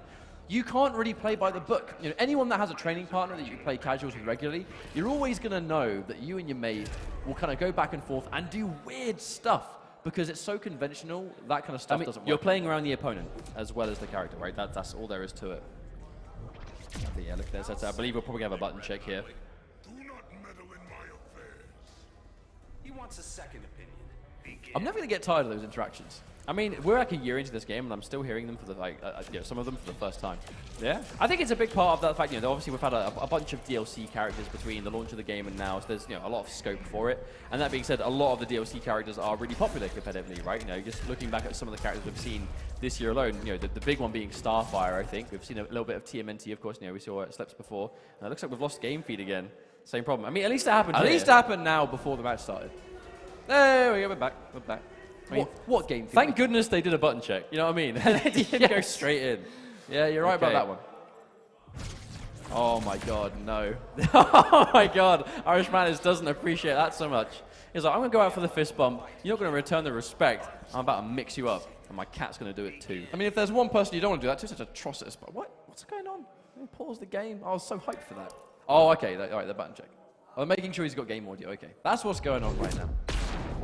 We'll make sure we're good and ready to go. To be fair, actually, in this setting, when it's like losers bracket, and both of these players, we just talked on a serious note about how desperately they need these points, and one of them's got to go home. If you haven't got game audio, you've got to make sure you got it sorted before. I mean, yeah, that's what button checks are for. That's what, you know, I mean, generally speaking, that's it, right? You want to make sure that everything's 100% good to go. You know, this is losers bracket action. They came this far. This is top 8 getting through the first round. Like, this is the worst scenario to lose, especially for technical problems. You were big, red, and ugly. I mean, he really likes saying that, doesn't he? It's like the third time we've heard this intro. He wants a second opinion.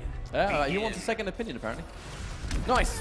Instant down 1-2. No messing around. There wasn't just that. It was a forward dash into down 1-2. Happy Pal is pulling it. No stops. Nice catch. Instead of getting the full combo, we're going to use it to summon Dexstar. Man has had that problem before versus Hayate, where Hayate just did not allow him to summon that Dexstar trait. And that really was the main thing that caused him to lose. Oh, the whip punish. Irish Mantis is ready. Doesn't have Dexstar, but this combo is going to almost get it back to him. Yeah, just trying to keep in the air as much as possible. Not an optimal finish, but just trying to use that time to get straight back. Yeah, a lot of the time with Atrocitus, it's not even about trying to do the most damage you can. It's making sure it takes as long as possible to allow the trait to recharge. Poking with those back forward 2s. You know, we did just see this matchup actually buffering that back forward 2 right there, I'm pretty sure, from that 3. Oh my God, tries to whip punish the back 3, but walks right into it. Okay, full combo from Happy Pal. Optimal damage now. Oh, finally gets the cat out. Happy Pal's going to have to be careful now. There's the Siphon, shield. I like the push block. Now, we actually haven't seen too much of that this tournament. It's push blocking and Atrocitus traits to take away those big chunks. It's kind of push block traits for traits. Oh! Sonic Hound's going to deal with that blood breath more than comfortably. This should be the first round. Finishes his plate this time. There's a turnaround. Irish Madness was quite convincingly in the lead, but not anymore. Happy Pal looking to bring it back. Oh, managed to get under. Down one. I don't think Irish Madness was confident he was going to connect. So much patience. I mean, Irish Madness can't just activate the cat now. Happy Pal to be buffering. That's one thing both these players do. They do these really specific buffers. When they know it's at the magical range, you're going to get a full combo from both of them. Super close games. A lot of the game done already. We've only just gone down to the second health bar for both players.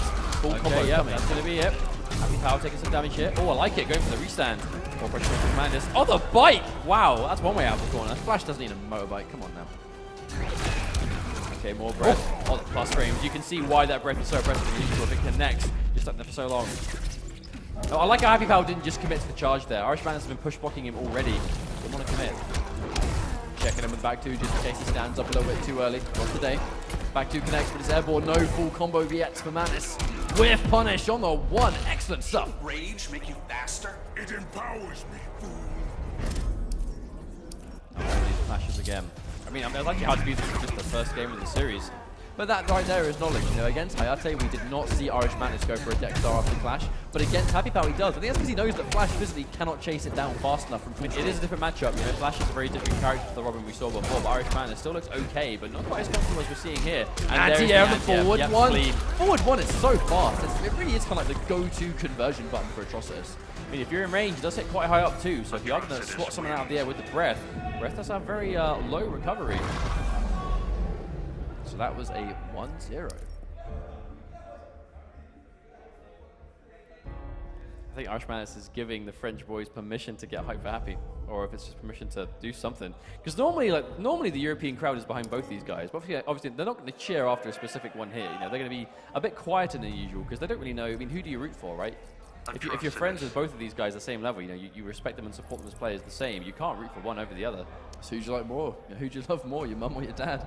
I mean, yeah, basically. These really are the two. I mean, we talk about People's Champ, and Irish Madness and Happy Pal are both collectively the two People's Champs of Europe.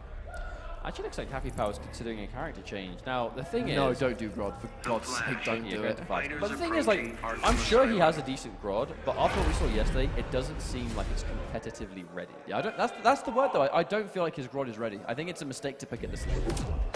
Well, especially now, right? We're talking about how important this is for Happy Pal. He needs these points. He's been at other events and hasn't had a huge amount of success. He did well at Combo Breaker. CEO, unfortunately, not so much. And here he is in top 8. You can't be affording to throw games away with characters that you aren't used to playing in tournaments. Immediate whip punish, because there's no speed force. We don't really get so much from that string. Oh wow, late anti-air, but it is going to connect. Ends the combo very early just to get the trait. You know the importance of a Atrocitus trait and Atrocitus without, especially against the Flash. The main objective, wonderful! The main objective when you have the Atrocitus trait is always to activate the side finger. You want to get as much health regenerate as physically possible, but that was a wonderful armored interruption, as you said, from Happy Pal right there. Knowing that in between, yep, knowledge. You can back 3 a lot of those situations. But that's the thing, if an Atrocitus player is using Dexstar to try and make puddles safe, he's doing so with a move that hits once. You could use the armor of a meter burn back 3 to take that hit and get a full launch. Whip punish, back forward 2, Yeah, let's speaking go. of launching, Happy Pal looking for another one.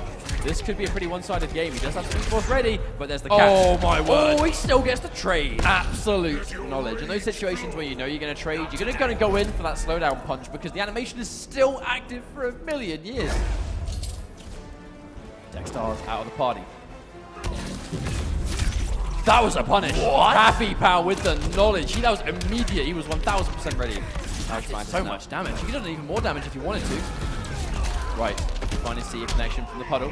Dexstar, I mean, he has so much work left to do. The Typhon, definitely the good tool, force the plus frames. Get as much health back as physically possible. Keep him blocking, and the grab's going to be the icing on the cake. But that was the key word, right? Happy Pal was just blocking the entire time. He hasn't pressed a button for like 10 seconds. He has such a life lead. Don't want to throw it away, and he walks into it.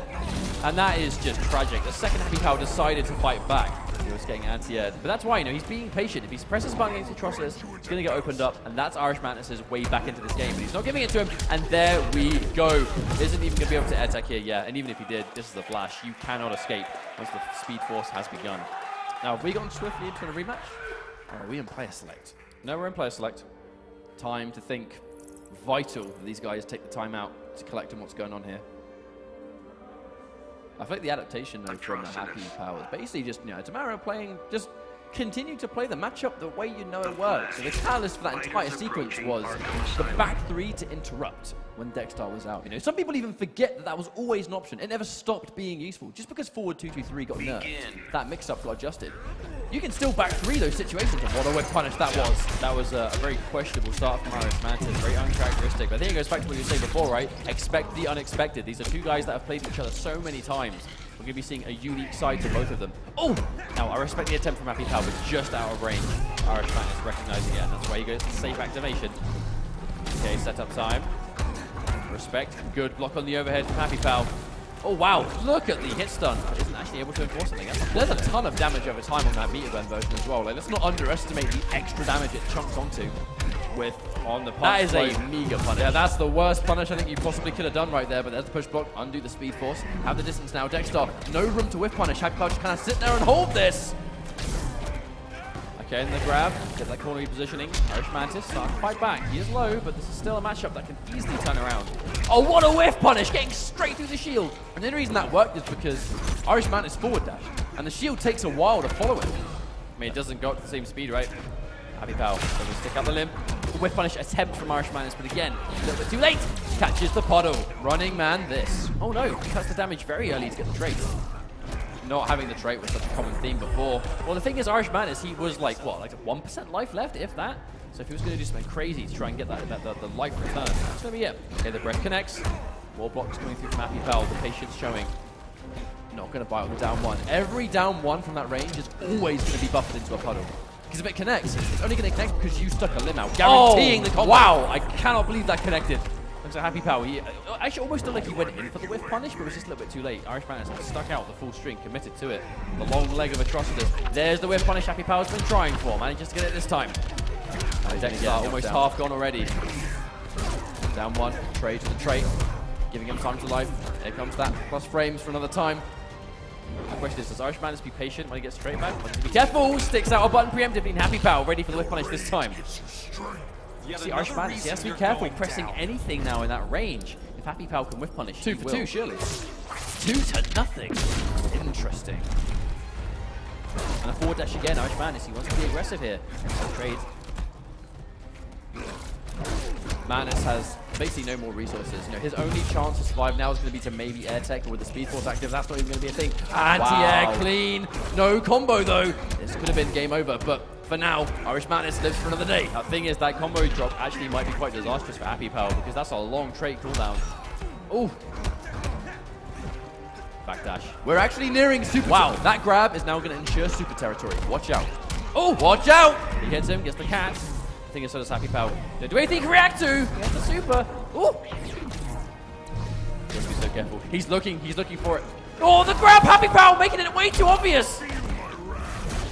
Oh, chip damage, Happy Pal. I mean, that is 100% the kind of thing Happy Pal looks for, right? He holds onto the bar. Going for the super is such like a classic part of Happy Pal's game plan, you know? I have never seen a Flash do so many supers because he kind of lives and dies by it, right? Yes, he held onto the meter and potentially lost the game for it, but how many matches have we seen him make those clutch plays because he held onto the super? The Flash's super is so versatile. Having the super means your opponent, they can't press buttons, they can't play footsies, they can't stick out anything, they can't do anything that is normally safe because it punishes things, and he holds onto it for that. But in that kind of situation was perhaps not the right thing. The crazy thing is, the one chance he had for super was when we saw the Siphon summon through the shield. But super, I mean, he could have ran straight into the shield. I feel that like was a maybe. Would it have got through? I feel like it's armored all the way, right? I feel like the armor would have gone through.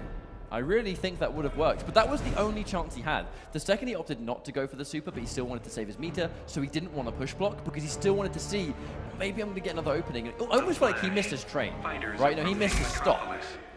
And then the second he missed it, he just wanted to save it just in case Mantis gave him another opening. But from that point, it was so obvious Mantis wasn't going to give him anything to work with. 100% though, absolutely respecting the you know, both these guys' options just take their time. Every game has been met with a player select, and they're just thinking, you know, head in the hands, what is going to be happening here? This is the time to make those decisions. Lots of patience from Happy, but now the forward 3 comes through. A lot of chip damage has been done, nothing substantial yet. Now, we must not count out Happy Power. Remember, he was down quite convincingly against Sharks. He was still able to break it through in the end there. So definitely not out for sure. Combo, background bounce. Oof, no, won't need it. Keeps it nice and basic by his standards at least. Challenging those staggers with the down one. I mean, Atrocitus has got one of the faster down ones in the game. I like the way Mantis was dancing around the interactable there. Gonna get the hits. Oh, tries the optimal stuff. Yeah, I'm assuming that was down 3 into a down 2 attempt. Sorry, a regular 3 into a down 2. And there it is, the knowledge once again showing through. And there's the air tech though. Mantis able to use his resources, but a good throw tech with players on point. And there we go. So getting some damage. Speed Force. And Mantis doing something. Oh my word! Slowest puddles in the West. And again, Irish Mantis. Oh my god. Oh my lord, that must have been like the very last active frame, but he's going to walk straight into it. Hook, line, and sinker. And Irish Mantis is 1 life bar away from moving through the Lucis bracket, getting more of those IPS points that he needs so badly. I do believe the winner of this does face off against Honeybee, so this is a super important matchup, but it's not going to even be the end of the tower. We're going to meet about this. It'll be the winner of Honeybee versus KP, which is the of course. That match is yet to be played. Still, the Happy Power, we must not count him out. At least, this is a Honeybee, Happy Power, I should say. Man, I'm getting confused now. I completely threw you off. But no, that's the thing though. This is still a Flash player, a competitive top-level Flash player, and this is Happy Power. His clutch levels are off the charts, but it is getting harder and harder. The whip punish he attempts to, only gets the end of the down 1-2. No push block. He doesn't even want to. Irish Mantis just goes straight in with the punch float. Happy Power has a full stick of butter once again. Both of these players have access to almost full bar and their clash. With punish on the 1-1-1, but it's going to get blocked instead. This is so tense for Happy Power. I mean, every mistake here, if this is the situation where you make one misplay and you're out for good, I mean, that's going to be heartbreaking. You know Happy Power's thinking about it. There's so little things Happy Power can do about it. And there's the block escape again. Irish Mantis holding on to the whole time. Buffering into the breath. Happy Power, just be careful. But look at how hard it is to approach. Against Napoleon, they're getting the push box. Finds his opening now. He lets it rip. Okay, sets up. Oh, into the overhead, Happy Power. But there we go, immediate clash from Irish Mantis. The clash happened frames before the Speed Force came back. That's both good and terrible for Happy Power. Of which he spent no bar. Oh no, he's got to wait for the whole thing to come back. Oh no! There's plus frames now. Happy Power has to hold this pressure. Manages to get out. The cat comes out, tries to whip play for the Sonic Pound, but doesn't get there in time. And now the Siphon. Oh, guaranteed damage on that push block. That's really unfortunate. This is a tough situation to be in Happy Power. He has the meter to clash, but at this point, it's almost ship damage. There we go, the whip punish, but doesn't confirm. Oh, the trade. Tries to combo, but doesn't manage to get it. The down 1. Oh, so close. That push block was crucial. Oh, he pressed the button. Irish Mantis gets hit by the overhead. The stagger from Happy Power again. This is so close, Mustard. So close. Here goes into the meter burn. Is that going to be enough? Push block. Oh man, he manages to find the way through the overhead, but doesn't have the bar to get the combo into a stagger throw. This is make or break the last hit. Oh my god, we have a match extended! I cannot believe my eyes! How does this happen? And there we go, the puddle comes through. He has the flash straight ready to go, but will not get the chance with the immediate clash. This is so important. Does he trade it out or not? That is it. No, he does. He spends the bar. He's going to get a little bit back. He needs to. But he's got trait. Is this going to be the game winner? No, the punch float says no to that, sir. What's the follow-up? The delay. Oh, the grab, Happy Pal. That was so brave. The full string. Tries to whip punish. Not in range. Sonic Pound. Oh my god! The reversal grab from Irish Mantis. That is what it came down to. I mean, as happy as we are for Irish Mantis, I mean, you can't help but feel bad. I mean, look at neither player. Neither player wanted to win that. Neither player wanted to lose it. Look at the body language and tell me who lost if you didn't know the set.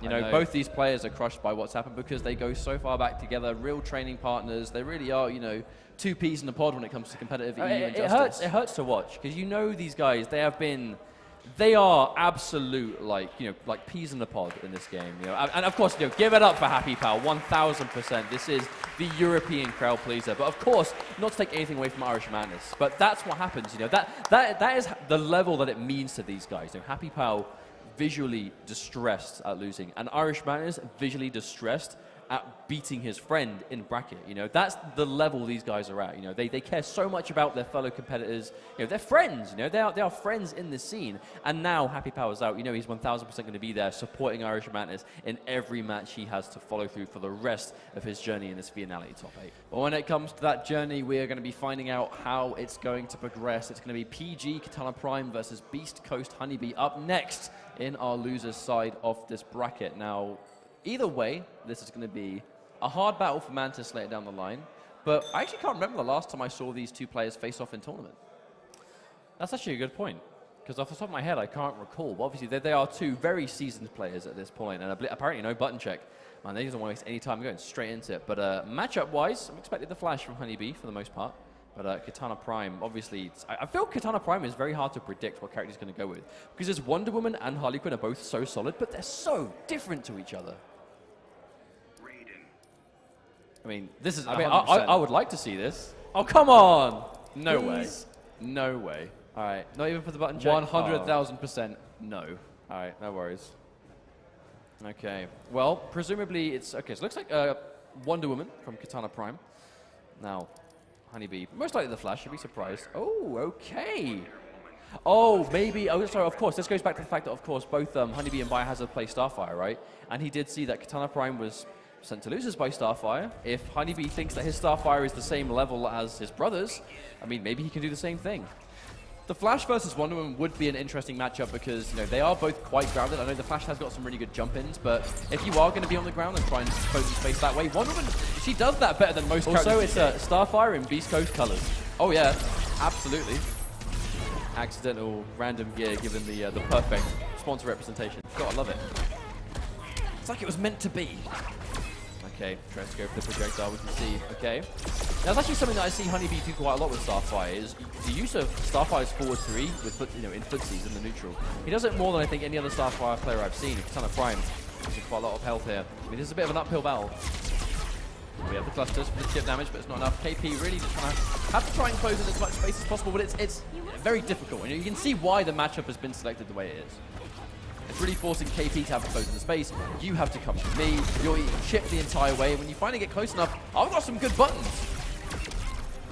Well, I like the way Honeybee's playing this. But this is such a drastic change from the Flash we see from him. His Flash is so aggressive, so combo heavy. And then back to Starfire, this long-range game. You're really playing the matchup. Okay, there's the distance. Katana Prime having to work his way in, but you can see it's so difficult. Oh, what an answer! That meter burn forward 3, Katana Prime. No, but drop the combo. That's unfortunate. Try to go for it again, and oh man, that sucks. Because he's got the clash, but Honeybee was able to swap positions first with the special, the Tamaranian charge. That's not a great situation to be in. The difficulty here as well is that KP, he's just fresh off losing to Starfire to Biohazard. He was able to do really well versus Bane, but unfortunately, the second we saw that change to Starfire, the matchup was visually very, very uncomfortable for KP. Oh wow, actually that was a clean punish on that down 2. Oh wow, nice throw from Katana Prime.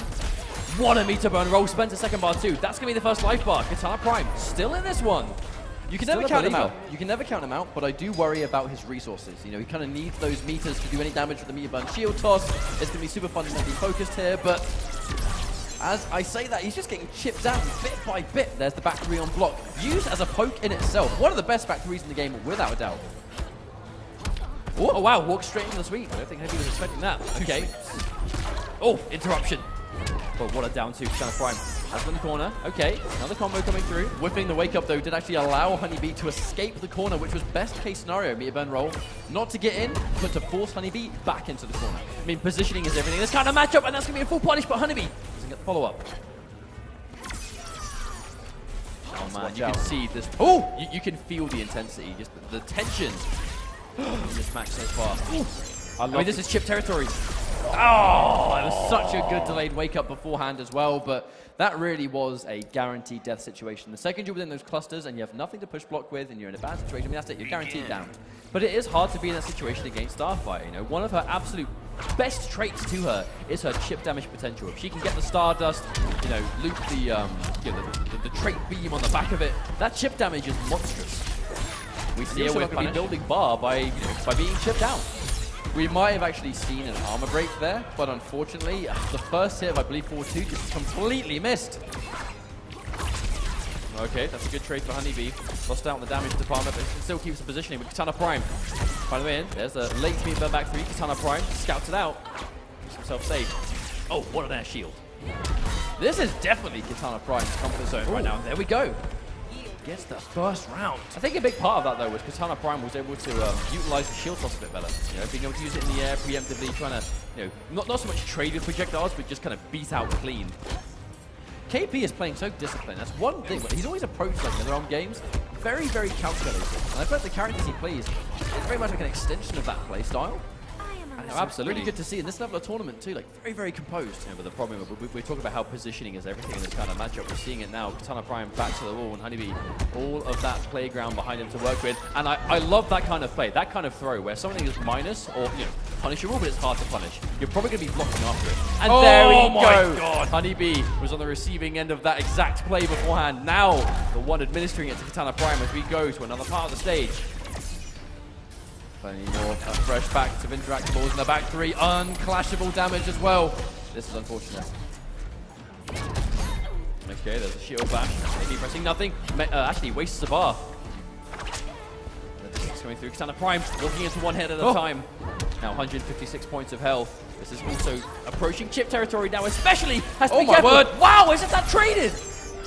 Oh, and he runs face first into another trait. It's looking visually very, very uncomfortable. Now, does he stick with Wonder Woman or does he try and go with Harley? I mean, it's make or break, because the thing is, you know, Starfire is not the only character they can bring to the table, and that's going to be our straight-up rematch. Katana Prime, he has 3 games in a row to do now. Honeybee absolutely in the driver's seat. Not impossible for Katana Prime, but definitely difficult. We see the knockdown. I can only assume he tried to interrupt there, or he expected the clusters. You know, the 2-3 into clusters, very, very common string. Standing 3. Nice amount of pushback on that as well. Armored reversals, the back 3 just creating the real estate. And there's that parry again. Katana Prime, he's doing that a few times. Clearly, you know, it's not going to work for every projectile. Okay, there we go. Nice reaction. Not arranged to get a clean jump in, but the shield will be enough. But there we go, the meter burn back 3. Honeybee using that armor preemptively. Getting a ton of damage, and this is a tough situation to be in. Like the way he's trying to meet you with that from a distance. Was trying to get OP from range. Nice preemptive instant jump from Katana Prime, knowing Honeybee was going to try and meet him in the air. Oh, parry on the back 3? Are you serious? Oh, delightful. My favorite treat. Deary me, and it did enough to take a life bar. That was what sick. A decision from Katana Prime. So sick. Wonder Woman indeed. Oh wow, but there we go, the chip, evening things out. Now it's a question of real estate. Katana Prime doesn't have any bar, but Honeybee is slowly nearing the wall. Back 3 again. Have to respect it, as long as she's got the bar. Got to hold that. But she builds bar for days. That's the strength of this character. So many resources at any given moment. Another knockdown. It gets hit with the final hit. This is dangerous. This is match point now for Honeybee. We have to remember, half a life bar from eliminating Katana Prime, but Katana Prime 1000% can still do this. Okay, ooh. Shield bash. Nice. Great shield toss as well. No whiff punish. The clusters, clean jump over. Yeah, didn't get max damage. Oh, unblockable. It's off now. There we go. Preempted down to Katana Prime, reading Honeybee's advance. Now, even if he wins this clash, which he very well could do, yes, 2-0, his back's going to be somewhat near the wall. As long as KP can be super disciplined and, the big thing, scout that charge, he should be in a good position there. Oh, wow. There we go. Another jump. Oh, the answer! An option again. Katana Prime meeting armor for armor, but no! Gets hit on the back end of the wake up and gets sent straight back into the mid screen. I wonder if it was worth going for a full combo there instead. The charge connects on the meatiest of frames. And that is exactly what we need to do. He was able to push Honeybee towards the corner, keep him there. But again, it was so difficult. You see how complicated it is to kind of just approach. So much instant air shield toss on, or just, you know, preemptive shield tosses on prediction of Honeybee trying to do something to get out of that corner.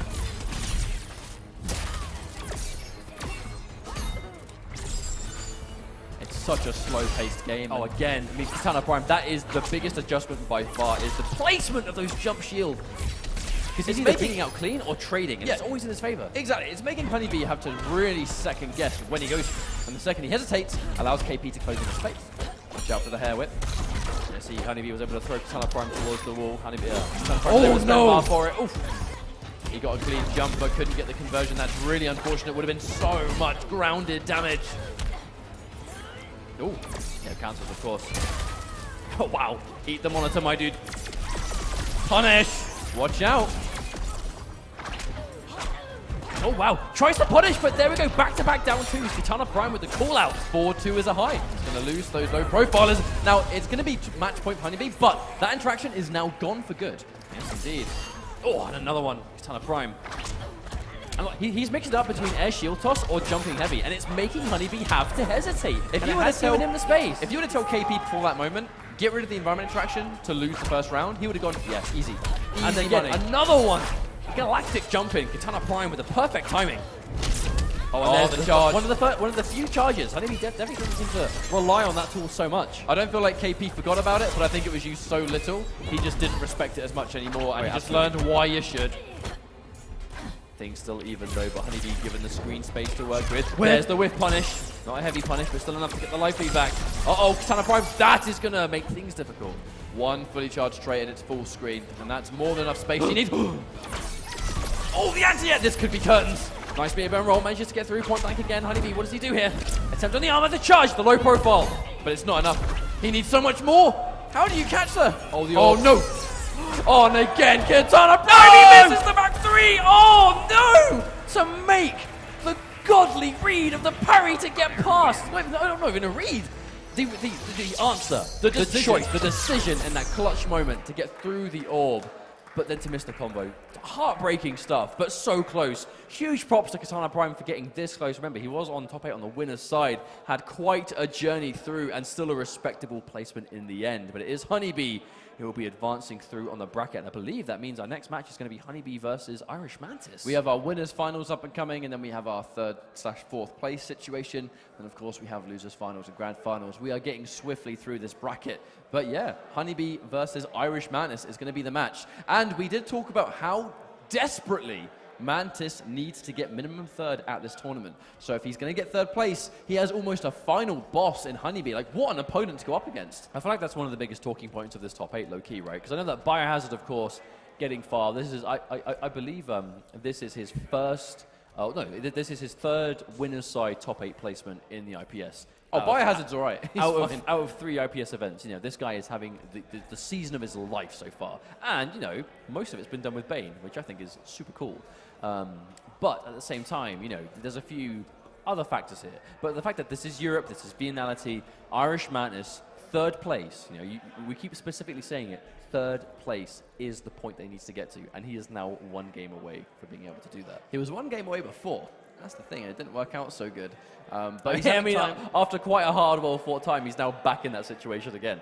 He's earned the right for a 2nd shot at this, but before we even reach that point, we have got our winners' finals ready to play. Now, this is going to be Hayate versus Biohazard, a Canada showdown. What is this? An episode of Northern Arena. That does mean out of our top 4, it's 3 Canadians.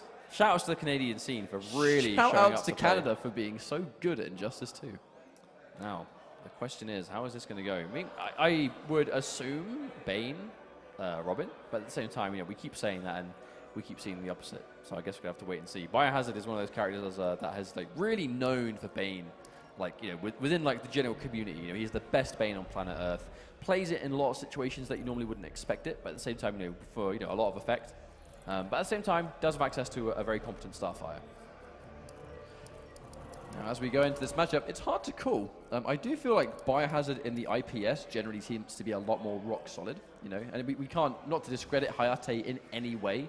He had a hell of a run last year, but it has not been able to repeat itself, and... That's a thinking emoji right there. Probably not. I mean, really? You say that, but we do know he plays Cheetah. I mean, really? I don't think I've seen his Cheetah I've heard talks of it. I have heard talks of a Cheetah. I mean, he is in winner's side. Okay, just button check.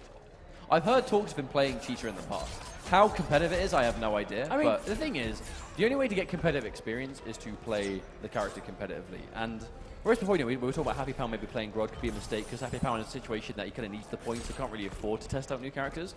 Biohazard is almost a lock, if not already a lock for the finals, in the IPS finals. With how many top 8s he's made already. That's a handshake. Mustard. That's a handshake! That's it! We're going to be having Robin versus Cheetah. This is not the matchup we expected to see, but I mean, if there's someone I'm going to be relying on a new character, it's probably going to be Biohazard. With the amount of characters he's played across this game over the last year, I mean, anything is possible with this guy. Now, Robin, very, very slow and disciplined. Cheetah, it is nowhere near the same level. She is fast, aggressive, has plenty of mix-ups, but you've got to dedicate to every single one. I think one thing that Biohazard has always been really good at is kind of confirming wayward hits, especially with Bane. Cheetah, universally, is not very good at that. However, if you can get someone on the floor, maybe somewhat easier. There's a turnaround point for Hayate. There's the swoop. Yeah, gets a combo off it too. Gets caught by the mix-up. The second you get put near the corner, Robin does get some disgusting mix-up off those leaps. Oh, lovely anti-air. That was almost a fantastic conversion too. But I do wonder what the reasoning behind this decision is for Biohazard, because it looks like he's really making the most mobility. He's kind of like used that amazing backdash to get away from Robin in that kind of footsie range, the leap to get around those preemptive trait calls, and stuff like that. Hayate, he's looking for answers for the leap. He tried an instant jump back heavy, and it did not work. It lost completely, and Biohazard taking the first life bar. Armored forward 3. It's one of her best tools. Hits 2 times, plus at the same time, I do wonder how ready Hayate might be for Cheetah at this point, because Cheetah is not a very common character whatsoever. I mean, she's one of the least played, outright. No two ways about it. We're seeing a lot of just immediate jump heavies from Hayate, so clearly he's got some knowledge. I mean, yeah, just back to back, he knows. I mean, that jump back 3 is 100% just an answer for the leap. If you're going to jump in, the jump 3 is so active that I think, even the wayward hitbox at the very end of it will probably catch her when she's in the air. But the flash force, how much damage was already done though? I mean, I'll be honest, normally when we see Cheetah players, it's very kind of unpredictable, very sporadic, flying all over the place. Biohazard is being very calculated with every leap he does. Then he goes for a jump 3. He's hit confirming into the dive. Like, this is quite a reserved Cheetah, and it's working out very well for him. We just saw a tick grab there, but Cheetah's grabs, they're either overhead or low. You have to guess either way. She gets a full launch, but she herself has to dedicate to an option. Oh, and a clean anti-air, but not in range. Blocks from Hayate. Oh, the sweep. That's the classic. It's either going to be sweep or forward 3. That's one of the original mix-ups. Oh, conversion! Wow, Biohazard always ready. Not able to chase it down. And a clean anti-cross-up, Biohazard. Wow! And Hayate must have tried to anti-air there. And that's going to be a game. I'm going to be honest, this is the cleanest Cheetah play I've ever seen. Explosive. Utterly explosive. But not random. So often when you see... No, definitely not. Calculated. Absolutely calculated. Cheetah's definitely a character that you can be random with. You can be kind of like, I don't want to use the word random as like a negative way. It's the unpredictable sense. I'd say unpredictable is a much better word, right? You can kind of fly all over the place, go for the dives. Often we see Cheetah players dive in with those jumping heavies and not really get anything off them. Almost every single thing that's connected for Cheetah for Biohazard, he has been ready to absolutely capitalize. Begin. That's the difference between the regular player and a world-class player like Biohazard, that's for sure. Every hit has been converted into something really significant. Tick grabs into the mix-up, but sometimes when you hit the down 1 on block, you're almost not ready for the grab attempt. So even if you've guessed wrong on the 50-50 as the aggressor, the opponent might not even be ready there. Hayate, the 2 whiffs have not been punished. And there's the gap interruption. Biohazard still with the knowledge. A clean anti-air, wow! I don't think I've ever seen Robin's jumping heavy just lose to a grounded air attack. To be anti-air, I should say, so consistently. If you're going to fight Robin, a good anti-air does not go amiss. But that does seem to make sense though, because he's got the good anti-air, he has the mobility, he has the damage, he has the potential to hit confirm off those jump-ins. See the Cheetah damage buff, not to be trifled with at all. Oh, and there we go, the call out. Brave stuff on Biohazard with the capitalization, spends the bar for extension. And there we go. Wow, look at these confirms. Biohazard. He has combos for every touch. Wonderful trade. I mean, I traded. Yeah, that's still good for Biohazard. I mean, Robin, Cheetah. This is not the winners finals I anticipated. Oh, forward punish. The reset! How much more mix are we going to see? The plus frames. Pressure. More plus frames for Days the push block, but that's going to be a final lifeline if it's anything else. I mean, this is just clean Cheetah rushdown.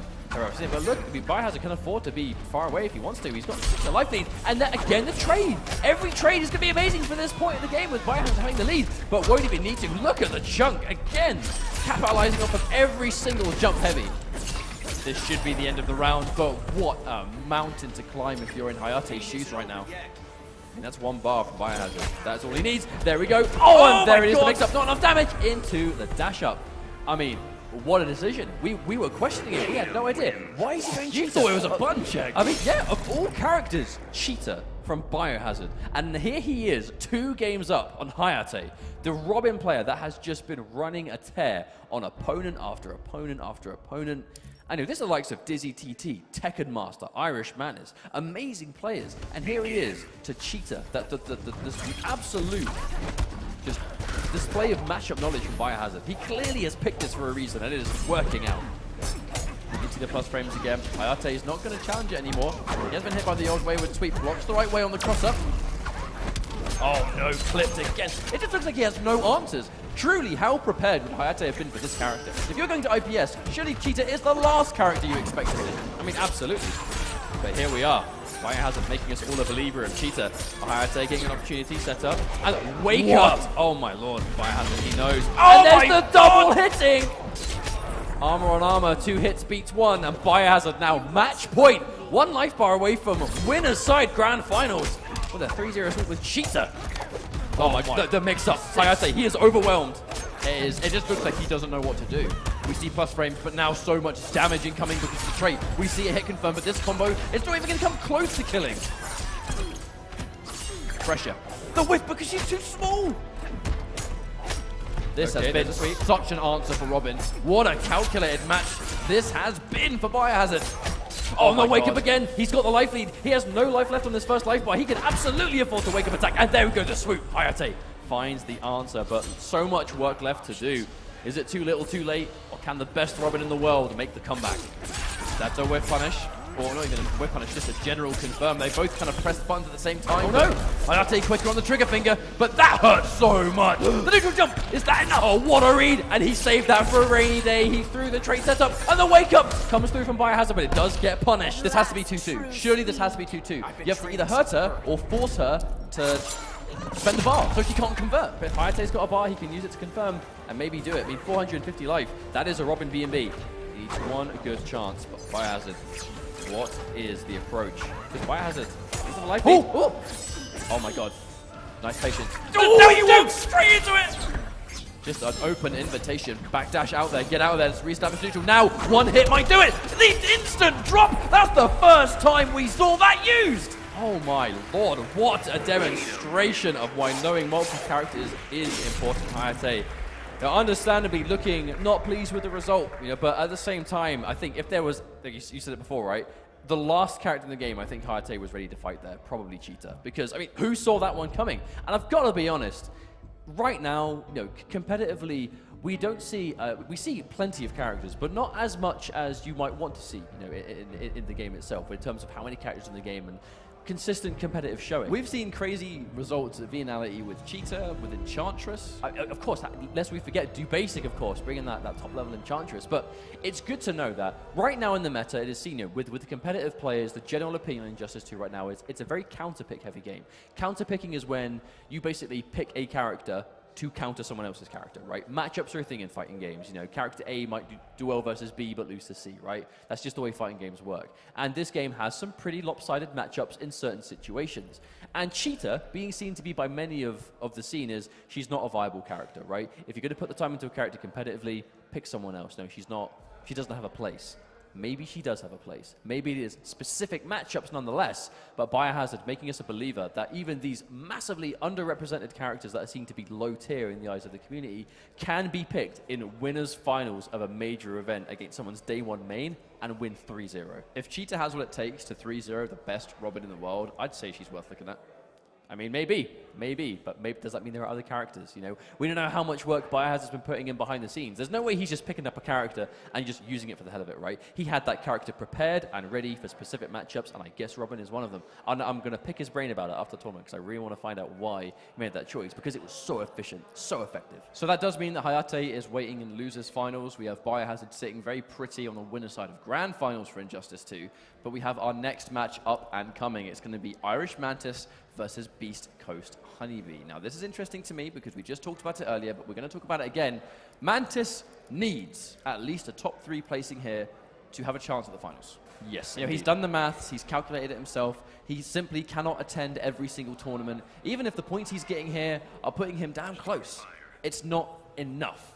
So with the online IPS tournament combined with Viennality, he needs minimum top 3 here, and he has to do well in the online tournament as well. So this is so vital for him. But the matchup, this has me a little bit worried. Potentially. I mean, I can't say I've seen Starfire Atrocitus a huge amount. At the same time, I know Atrocitus really struggles to get going against characters with like super oppressive full-screen games, because he really needs to get his trait summoned, keep it going. But that being said, when Starfire is as common of a character as she is nowadays, you can't be an Atrocitus player and not be ready for the matchup. You know, you have to be ready for it. But Irish Madness, he needs to defeat all 3 remaining Canadians in the tournament to be EU's final hope. Will the crowd get behind him? Will they help him bring it through to the end? If the crowd's going to lend their energy, it has to be to Mantis, the sole representation left for Europe. We have all 3 Canadians in full attendance. And for good reason, but if one player can do it, surely Mantis has to be the one. Oh, he has no choice but to be. Obviously, we saw Honeybee able to take out Tekken Master's Atrocitus, but Tekken Master and Irish Mantis, they play this character so dramatically different from each other. It is going to be a very distinctly different style. But so the matchup, obviously Starfire here, slash 4. But that right there is knowledge. You can get that trait guaranteed the second you've got the puddle, which means as long as she's got trait, you just can't bloodlift anywhere on screen. Irish Mantis attempted the anti-air, but will lose clean. Can jump in there. Honeybee now has the full screen. Can't imagine he has to get close. Yeah, I mean, of course, you know, you're going to throw out that puddle, try and catch him doing something that low on life. It's almost guaranteed to lose. But you know, I think we talked a lot about Irish Madness needing first place. Honeybee himself, you know, it would definitely help him to get as much points as possible. You know, this is a guy that had his breakout performance at EVO last year for this game and has been, you know, here and there, and is always, you know, considered a very top player, best flash in the world, always right up there with points. But you know, with Biohazard confirmed for finals, you know, Honeybee wants to be right there with it. And he has a good running. If he gets top 3, it's going to be a great position. But right here, we see that corner treasure established. Mantis has had such a hard time just cracking the armor, being within even an effective range. That's what Starfire does better than basically any character in the game, especially against someone as grounded as Atrocitus. You can't get in against her from the air if you're Atrocitus. You have to be on the floor. And that's where she wants you to be. And there we go. There's the knowledge. Honeybee crouching under the breath. If you go for that third hit, of course, you aren't going to have to block the breath anymore. Honeybee, he knows, but this, you know, this is why he plays multiple characters. You know, he almost like quite shot himself in the foot early on with the game when he kind of played almost basically exclusively, and he would find himself all the time finding hard matchup. He'd fight Aquaman all the time. He'd have to fight all these other characters. That's the thing. It was a combination of things. Honeybee spent the first part of last year fighting nothing but Aquaman players, and then this year, obviously fighting like Sonic Fox constantly in bracket, picking only the Flash and forcing himself into Captain Cold. I think that really must have given him some hard truths of, look, I know you're the best Flash in the world, but you can't win this alone with just one character. Some of these matchups are just too bad, and you need a backup. And then Starfire is that backup. She covers so many of the matchups as well. And you know, she's not just a secondary. Honeybee has put some serious time into this character, and it really is showing now. Obviously, Irish Madness is no slouch to himself. Trying to be patient with the defense, but it's just looking as hard as ever. And the whiff punish with the forward 2 coming through. No Dexstar summoned for you. Even now, it's half gone. He's done nothing with it. He just can't. There's a grab attempt. Safe with the orb from Dexstar, but I mean, look at the life difference already. Irish Madness has barely been opened up by anything and already lost most of his life in his first health bar. Oh, just chip damage and special moves here and there. There's the down 1 attempt. And standing 3 is plus on block. You have to respect that. Disrespect, and you get down 1 into a guaranteed lift. Okay, here comes Mantis. If he's going to win the matchup, it has to be here, which means he has to respect the charge. There's push block, so he can get 1 final shot. No, he doesn't. He can still win this. Forward 2 by itself. Not dedicating. Okay, the meter burn. Just make sure that Mantis has to block something. And there we go, just like that. That single string might do a lot of damage, but the important thing is he swapped positions. Now Irish Madness has all that screen to cover again, unless he can keep Honeybee here before. Honeybee goes in for the jump in. Regular hair flip. Staying safer with the meter burn. Still alive though. Grab. That's not good news because it's just going to give Honeybee so much position. I'm actually surprised that he's even going for this corner pressure. Oh, meter burn rolls out there. But Honeybee, oh wow, immediately wasting no time, puts him straight back in. And there's the spit. But as the round ends, now Honeybee's done so much damage, he can spend the whole game running away. And that's why he's going to go for this different strategy, because the second the round ended, so much distance was created. That's where he wants to be. The red's keeping it safe, but presses buttons after it. Honeybee challenging it. Standing jab, standing 1. Even though this is going better for Madness, it still looks incredibly difficult. Now the 2 bars being spent. Another one of those dangers is he has bar for days. He can go for those meter burn charges. He can go for those meter burn traits. Oh, wow. And just like that, slowly one chip at a time, Honeybee is just grinding down Irish Madness. Doesn't dedicate. Nope, doesn't dedicate to anything. Just tries to go for the forward 2-2 by itself with punish. Okay, this is the start. Needs Dexter more than the combo. I mean, I do understand. The throw text will maybe have just been out of this world. I think he's yet to actually be thrown in this game. And gets the armor attempt, but still gets hit with Interactable. And Irish Madness, yeah, the speed run roll, but the Pomeranian charge is still a threat. Mantis is going to have to think very carefully here about how he's going to finish the series, because he is down 2-0. Starfire. He does play Black Manta. If he's going to bet the farm on a new character, he might have to. This doesn't look particularly easy for Atrocitus. He has to close in the space. He can't jump. You know, Atrocitus he's not an airborne character. Yeah, it looks like Atrocitus just does not, at least with the way we're seeing it at the moment, unless there was obviously something in the matchup he's not doing. Yeah, he goes straight back to it. I wonder if Happy Pal just gave him the knowledge. Well, we might see the adaptation. I mean, he was hovering over Black Manta, and then the second Happy Pal said something, Irish Madness kind of nodding in approval, and then straight back to Atrocitus. So I wonder if there's just something about the matchup that he's not remembering. I wonder if we'll get the chance to see it, because Honeybee is now 2 games up. This is going to be a full 3-game comeback if Irish Madness wants to stay in this tournament. But this could be it. Forward 2 versus forward 2, and of course Starfire's going to win that one significantly faster. And almost half a life bar gone already. Yeah, that is not a trade he can afford to take. Right, now the pressure. Another tech, yet to be hit by a single grab. Tries to punish, but a bit too late. Oh wow, I think he just didn't want to stick out a button there, because if he got hit, that was going to be dangerous territories.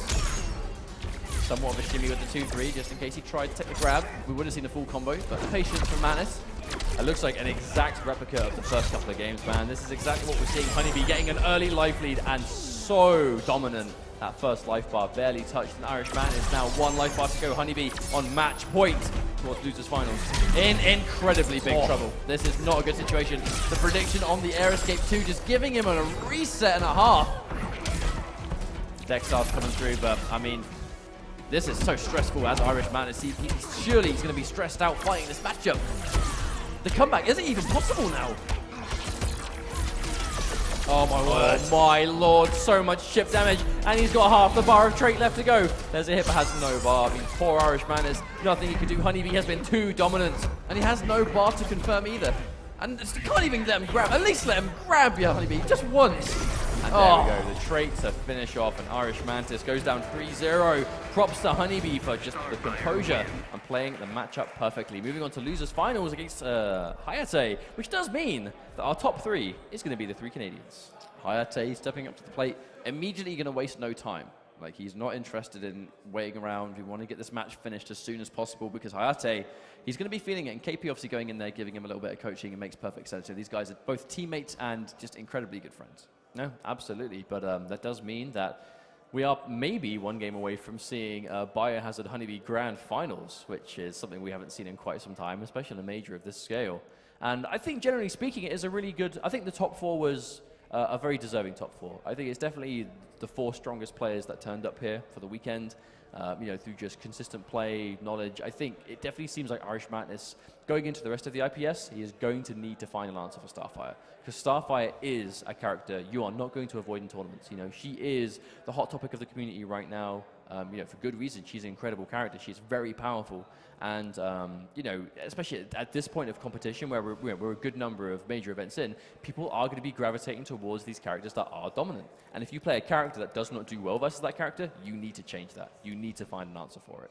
Well, we did see, you know, Flash versus Atrocitus when it was Happy Power and Madness, and obviously it's an entirely different matchup. You know, you could definitely say that the things could have gone, not necessarily differently, as in, like, Honeybee would have lost, but obviously, you know, it could have been higher scope to be closer if it was Flash versus Atrocitus again. But if you have a character in your pocket that is better in a matchup, then of course you're going to pick the matchup that works better. Now, is that Starfire versus Robin I can hear in losers finals? It does sound like it. This could be... Well, actually, it sounds like it's actually going to be a button check. Never mind. Cool. Well, we thought it was a button check with Cheetah, and that, you know, they just restarted the match. I mean, to be honest, I do have no doubt this is going to be the matchup. You know, Honeybee, he comes here to play. He has... You know, has the gear given us Nightwing Robin, just by the way? No, he hasn't got the stuff. He's got the... No, I mean just visually. Look at him. Yeah, it looks very cool. But yeah, I thought you meant as in like the staff. But oh no, that would be sick. That'd be sick. Okay, as a restart match, it is restart match. I mean, Honeybee, the difference in points between first, second, and third is quite considerable. And being 1 set away from getting that massive point injection. These are two players that they definitely need that boost of points, and this performance could put them in a great position to make the finals later this year. The Injustice Pro Series lends itself so heavily to really emphasizing winning premieres. You know, so if you're first and second, the divide is pretty significant, and it makes it well worthwhile. With Biohazard sitting in Grand Finals winner's side, not needing the point as much as Honeybee and Hayate do. This losers finals is arguably the most important set of the day. Cameron in charge, safe on block. Challenging the minus down one with his own. Oh wow, that's two jumping heavy back to back. Hayate's life quickly disappearing. A lot of patience. Yeah, I mean, second you jump, yeah, you jump one time, you die. Trying to work his way in, but I just don't think he's able to do so. Looking rough right now for Hayate, as Honeybee is just controlling the space. Oh wow. Yeah, 50 interactable. Nice down two. Wonderful read on the forward two, knowing that as a high, the down two will happily low profile it. I mean, we've seen that Honeybee particularly is getting so much mileage out of that string, but it does start off a high. Yeah, and Robin's down two does have such incredible reach. Oh my god, the pickup! Knowing that the down one hair is going to be a little bit higher up because he jumped, we can pick up and get a full combo. Honeybee, even though he's back to the wall, look at the damage he's done already. Hayate has so much bar, but no opportunity to do anything with it. He's just being kept at arm's length the whole time. So much patience, and you know why? Honeybee can afford to be. He has so much life to work with here. But look at the meter he builds in the process. Every time that Stardust is blocked, it builds him almost like half a bar. Pretty insane. Unsafe. He must have just expected Honeybee to respect the follow-up. Because he has so much bar, right? Why I not just sit there and expect you to press buttons? When I've got 3 to go, at any moment he could have meter burned it, but thinking a little bit too far ahead, should have focused on the matter at hand and at least spent the meter to stay alive. Now Hayate is considering Robin. He's going to stick with it. He's going to spend a little extra time. Joker's playground too, so he does have access to, well, some interactables he was using very well earlier on, but again, I feel like the interactables aren't really the answer in this kind of matchup. It's just, I mean, unless it's obviously mobility to close the space. Now we are going to see the first hit at the very least. We're going to get some more of an opening. Nice overhead. We're going to confirm those.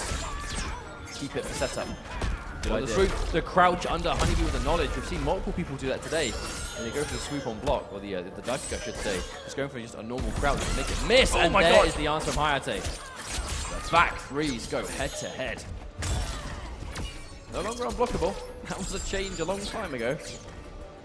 Hayate has the life lead. Honeybee trying to keep the distance, and a max range jump in. Beautifully spaced from Hayate. And this is the turnaround he needed. It's just turning around positioning, getting some good reads on when to jump, putting the pressure onto Honeybee, making it a little bit more difficult. Get him confused, both play Starfire. What is life?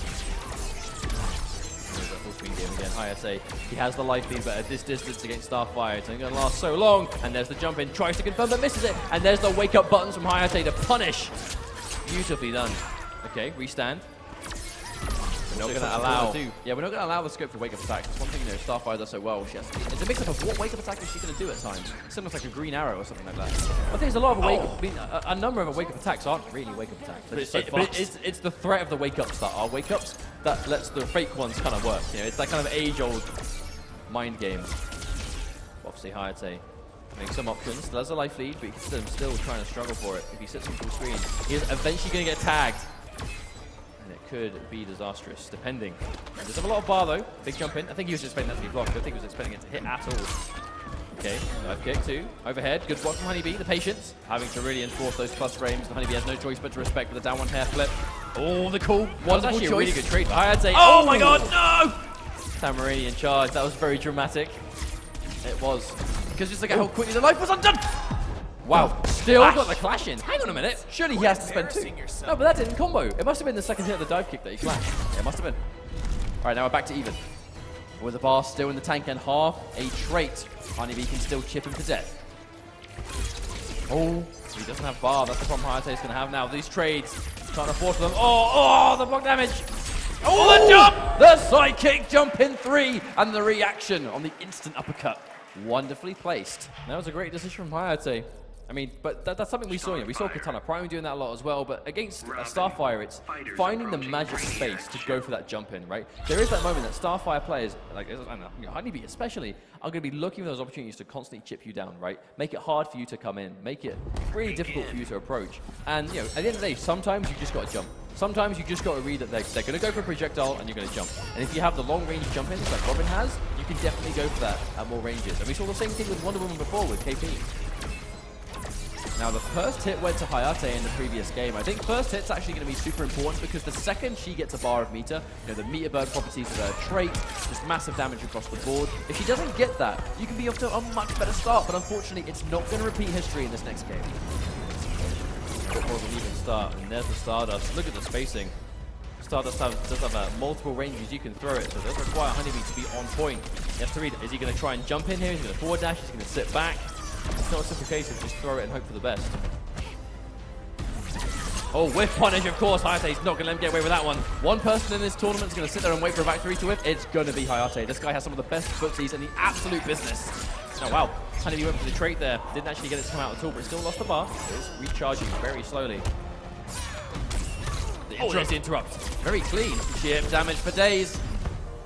I actually think that might be the first time we've seen Hayate go for the, you know, the uppercut into meter burn all day, and Honeybee punished it the first time. Still has the knowledge! The knowledge from Honeybee, showing too strong now. He does have a little bit left on this life bar. He does have the screen. Oh! Job done. This is incredibly close. It is. I mean, it's hard to call, and it was always going to be. You know, these Canadian players. I think Honeybee, Biohazard, Hayate have been some of the best, you know, inarguably some of the best players from that region of the world, and they've played each other so many different times across the year in competition. Starstruck? I measure up. You don't. Again, another even play here. Clash can go towards Honeybee this time. But he had to spend all of his resources to win the trade. And he had to win that clash situation, which means he has nothing now to do the increased chip. It really is the meter burn, adding the mid on top that forces the bar.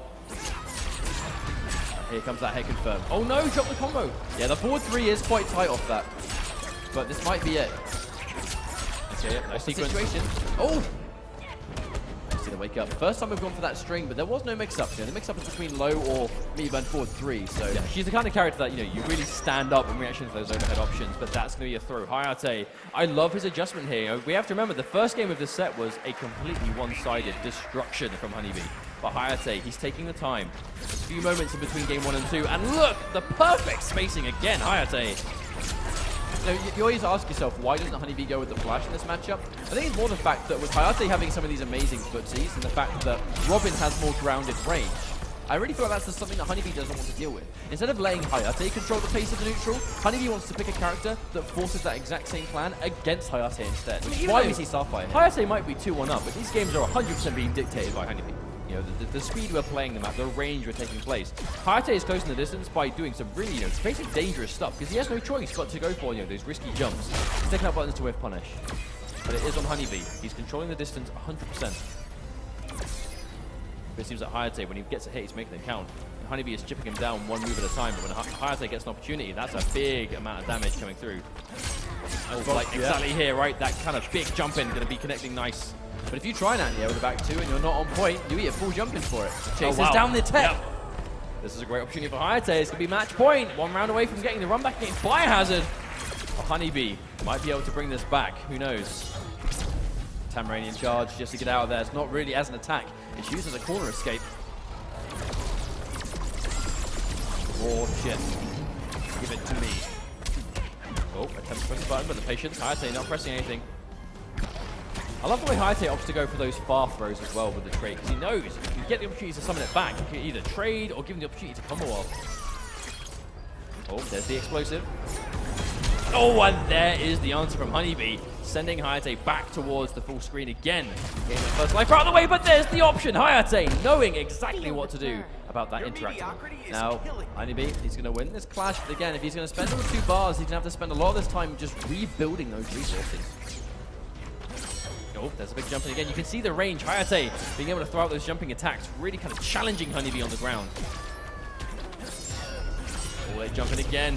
There's the charge out there. Honeybee, just like that, is full screen again on the opposite side. We're going in. Oh, I love the mix-up. That last minute air dash. And again, Honeybee's found something that works. Oh, he's going to go back to back down 1. That's full combo for Hayate. He doesn't have a clash anymore. This could be it. 1 potential hit here. Could be everything. Hayate. There it is, the patience maybe. Plus frames. Oh, the dive kick! He has enough! But there's the air tech. Doesn't commit to the full string though, Honeybee. Still alive. Has to be really careful. This is chip territory. One hit could do it. He finds the trait. One mistake, and he's out of there. Goes in for the jump three. He's push block. Watch out. Oh my god! Screen! How else you can get on Starfire? Just run at him. Put the sword down to the side and run full speed ahead straight into Starfire. Just throw down. I mean, exactly. Exactly. This is Robin we're talking about, but Hayate is going to be taking that over Honeybee this time. 3-1, a straight adaptation after that dominant first match, and what an adjustment from Hayate. Super That impressive. was really well played. I think we were all really worried after that first game because it was a dominant loss. And there's no getting around the fact that it was a dominant loss, and the matchup doesn't look, you know, like the most amazing. But Robin, he's a character that he's historically had some characters that can zone him out super heavily. But if you're going to be Hayate and you're going to play 100% Robin, you're going to be prepared for those matchups that you're likely to face. If someone knows that you play Robin, they're going to pick a defensive character that can zone you out. If you know that, you have to prepare for those matchups more than you would other characters. But that does mean that our grand finals is going to be Beast Coast Biohazard versus Panda Global Hayate in the run back from winners finals, which, for those of you that have for some reason forgotten or might have just tuned in, was Cheetah versus Robin. And it was 3-0 to Cheetah, to Biohazard. Is Cheetah going to be the final character picked and win? Is Bane and Cheetah and Starfire, because it was used versus Katana Prime, but is this team of characters going to be used to win a premier event? Because I heard Cheetah was terrible. I mean, I heard she wasn't worth picking. if we see it again, which we might, oh, he's on the phone. I actually want to know who he's on the phone to. Who's he on the phone to? Well, that's not even a fake Oh, conversation. no, he's not phoning a friend, is he? That's one of his lifelines. He has 2 left. Is He's yet he to use one. Is he making a delivery? Is he saying what he wants for tea? He's like, yeah, I'm about to be out of this venue in about 10 minutes when I win this grand final. And can you have a pizza ready for me, please? I mean, 10 minutes is a bit ambitious. He's coming from loser side. It is with Cheetah. Is this the first time Cheetah has made an appearance in a grand finals for an Injustice tournament? I mean, grand finals, absolutely. You know, we do have those Cheetah players in the scene. You know, we have Revet Leafing. We have even Jupiter has been recently playing Cheetah. You know, we can't forget the likes of, you know, Newbie back in the day. I believe Alcatraz. Alcatraz, absolutely. I mean, Shen. Yeah, least of all Shen. I mean, it's Viennality. This is actually 2 years in a row we've seen Cheetah. Wow. I mean, it's weird to kind of retrospect it like that. You know, this character has had a few plays here and there, but just not this year. This is a very different style of Cheetah, though. You know, thinking back to that winners finals, it was very calculated by Cheetah standards. But this is moving into grand finals of Injustice 2 at Viennality 2018. I know my core. This is our final set of the day. Absolutely make some noise. Robin versus Cheetah is a matchup I think we can all be happy to watch. I mean, it's not what we expected, but it's what we're going to get. We have Biohazard bringing Cheetah to the table and Hayate with that world-famous Robin. Well, it's late in the night, but you can still feel the energy in the room. Everyone's having a good time. But the down 2, that is such an answer for Robin. And again, Biohazard spinning the bar. Misses the combo. Actually, it might be the first combo he's dropped with Cheetah all day. The block from Hayate. We saw a lot from Hayate in winners finals. He was trying to anticipate and meet those dives air to air. Perhaps the adjustment is to sit down, but no! All the air tech gets chased down completely, and Biohazard scratching away to almost take this first life bar. Already, and what a read on that meter burn forward 3 again. Biohazard looking like he is not slowing down. He has come here to win. Are we going to see a straight 6-0 versus Hayate here? That would be insane. I mean, maybe. Obviously, it's very early days to say so, but Biohazard, he is playing with momentum, and he gets the confirm again. Every single time he gets that jump heavy, he is getting a combo. And there's the knockdown 2. Face full of floorboard. Oh my god, Robin. She's just all over the place. Someone close the cat flap. Okay, the exchange again, the air-to-air, Biohazard winning it, the double jump in, the knowledge. You could have at least acknowledged that really bad joke I just made. Yet. I mean, you're still not listening. I mean, there are more important things to attend to right now, like the fact that Biohazard might be winning this first game of Grand Finals winner side.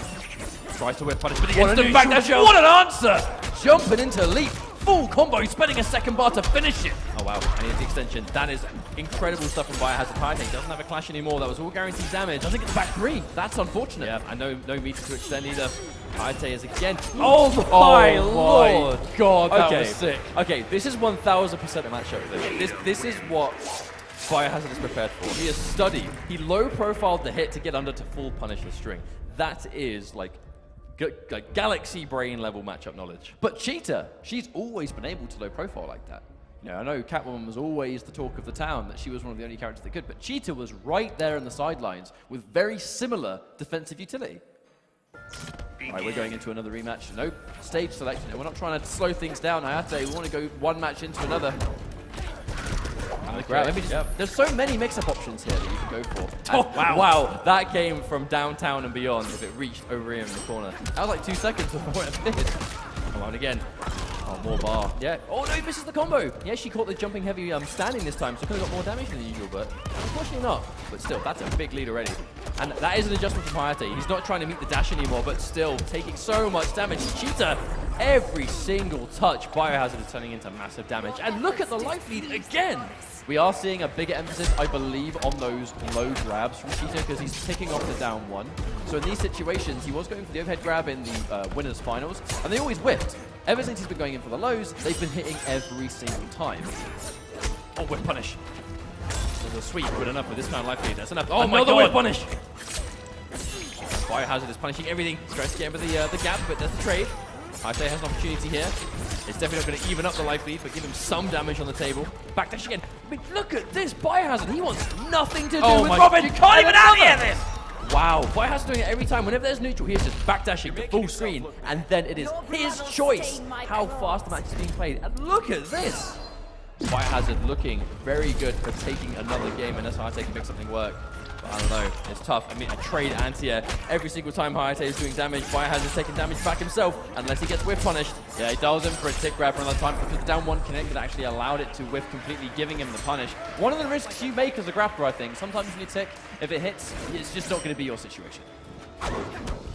Going in front. Oh my god!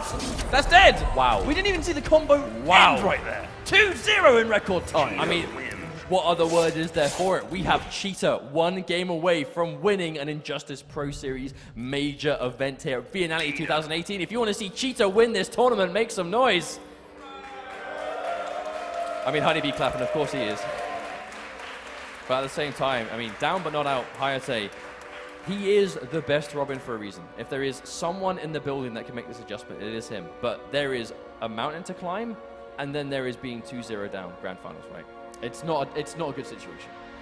But the thing is, against a character as strange as Cheetah, because the thing is, when you're trying to learn this matchup, it's not just she has this tool, she has that tool.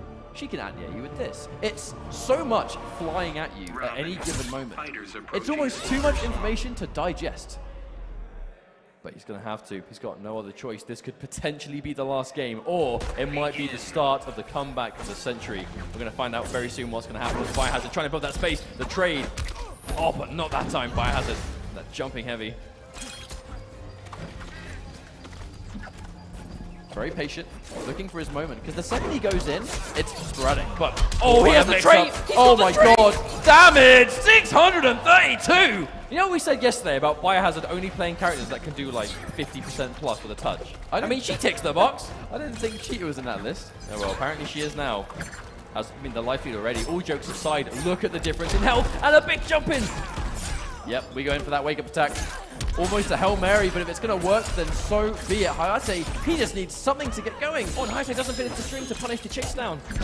Oh, but there we go. The trade's going to do it. Spencer's bar. Hayate keeping it nice and simple. Set up time. There's the low. Oh, Hayate able to, for one of the first times in the grand finals, almost even things out. Yeah, he's lost the first life bar, sure, but look at how close it is this time. However, there's no getting around the fact this is tournament point for Biohazard. And the jump 3. Matching him in the air. Good answer, but plenty of work left to go. Biohazard has more meter too. One of those dives is going to be a full combo into big boy damage. Oh my god. There we go again. Biohazard. It is an element of a mix. It's sweep or forward 3. Yes, you can kind of fuzzy it, but if you block the forward 3, it's double hitting and plus as hell. Oh wow, this is looking really close. It's going insane. We have to jump in, which is decent damage, but nice block on the overhead. Okay, this is an opportunity for Hayate. Oh no, manages to get clean over. One more touch. It's going to put him in a bad situation. Here comes the armor. Absolutely. We have to see a clash here. Yeah. This is the final clash for Hayate. It's going to be some guaranteed health regen. No reason not to spend it, surely. You have some health back. You need all the health you can get in this match when Biohazard is taking away so much with every touch. However, Biohazard, quite starved on meter, so an opportunity to extend damage, not so much. Oh, the overhead! No. He gets clipped, and that does so much. Chunk away the throw tech. Vital in this situation. Oh, wow, the block from Hayate. Where did that even hit? Guessing right every time. The jump out of the grab attempt. Don't even try and punish, but that's going to be a full combo, and that's going to be Viennality 2018 with Beast Coast Biohazard. 6 games straight versus Hayate with cheater of all characters. Of course, 6 games, winners finals 3-0, grand finals 3-0. Biohazard really feeling the energy. Huge congratulations. He is one of the absolute most crowd-pleasing players in this community for reasons just like this. He is fundamentally sound, he plays an amazing team of characters, and is not afraid to break the meta, go against community opinion and go, no, I don't care what the community thinks. I think this character will work in this situation, and here is why. And there you go. 3-0 winners finals, 3-0 grand finals, and Biohazard, your undisputed champion of the day. If you're a high-level Injustice player, or you consider yourself a high-level Injustice player, and you're going to compete in these tournaments, play characters that not everyone is playing. If you told me we would see Cheetah in grand finals with a destructive finish, to be honest with you, there's no getting around it. That is exactly what happened. I would have laughed in your face and said, nah, Starfire all the way, mate. No, absolutely. But you know, we cannot forget, this is not Biohazard's first victory in Europe. He was the winner of Versus Fighting last year, Viennality this year, and he is absolutely one of the most most well-traveled players in the community. You know, he's been to Australia, he's been to Europe many times, all around America. You know, and this is why he is one of the top players, one of the best of the best. Absolutely. So we're going to have a little award ceremony to crown our champion. Take it away, boys.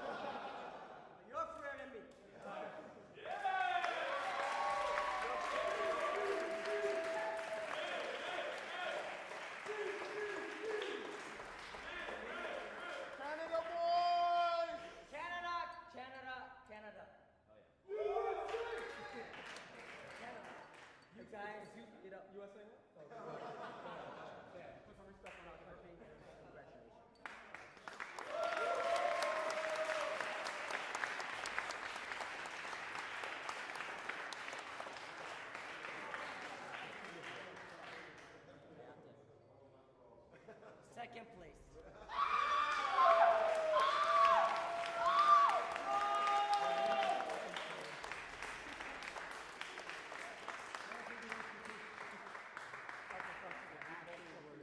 Second place in MK.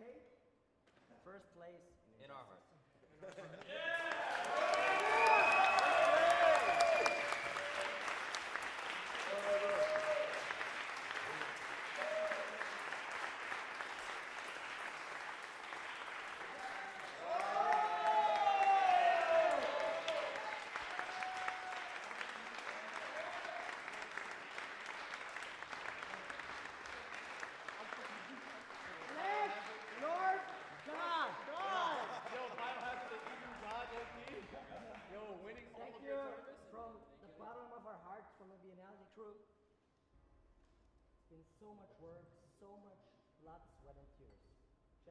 guys here.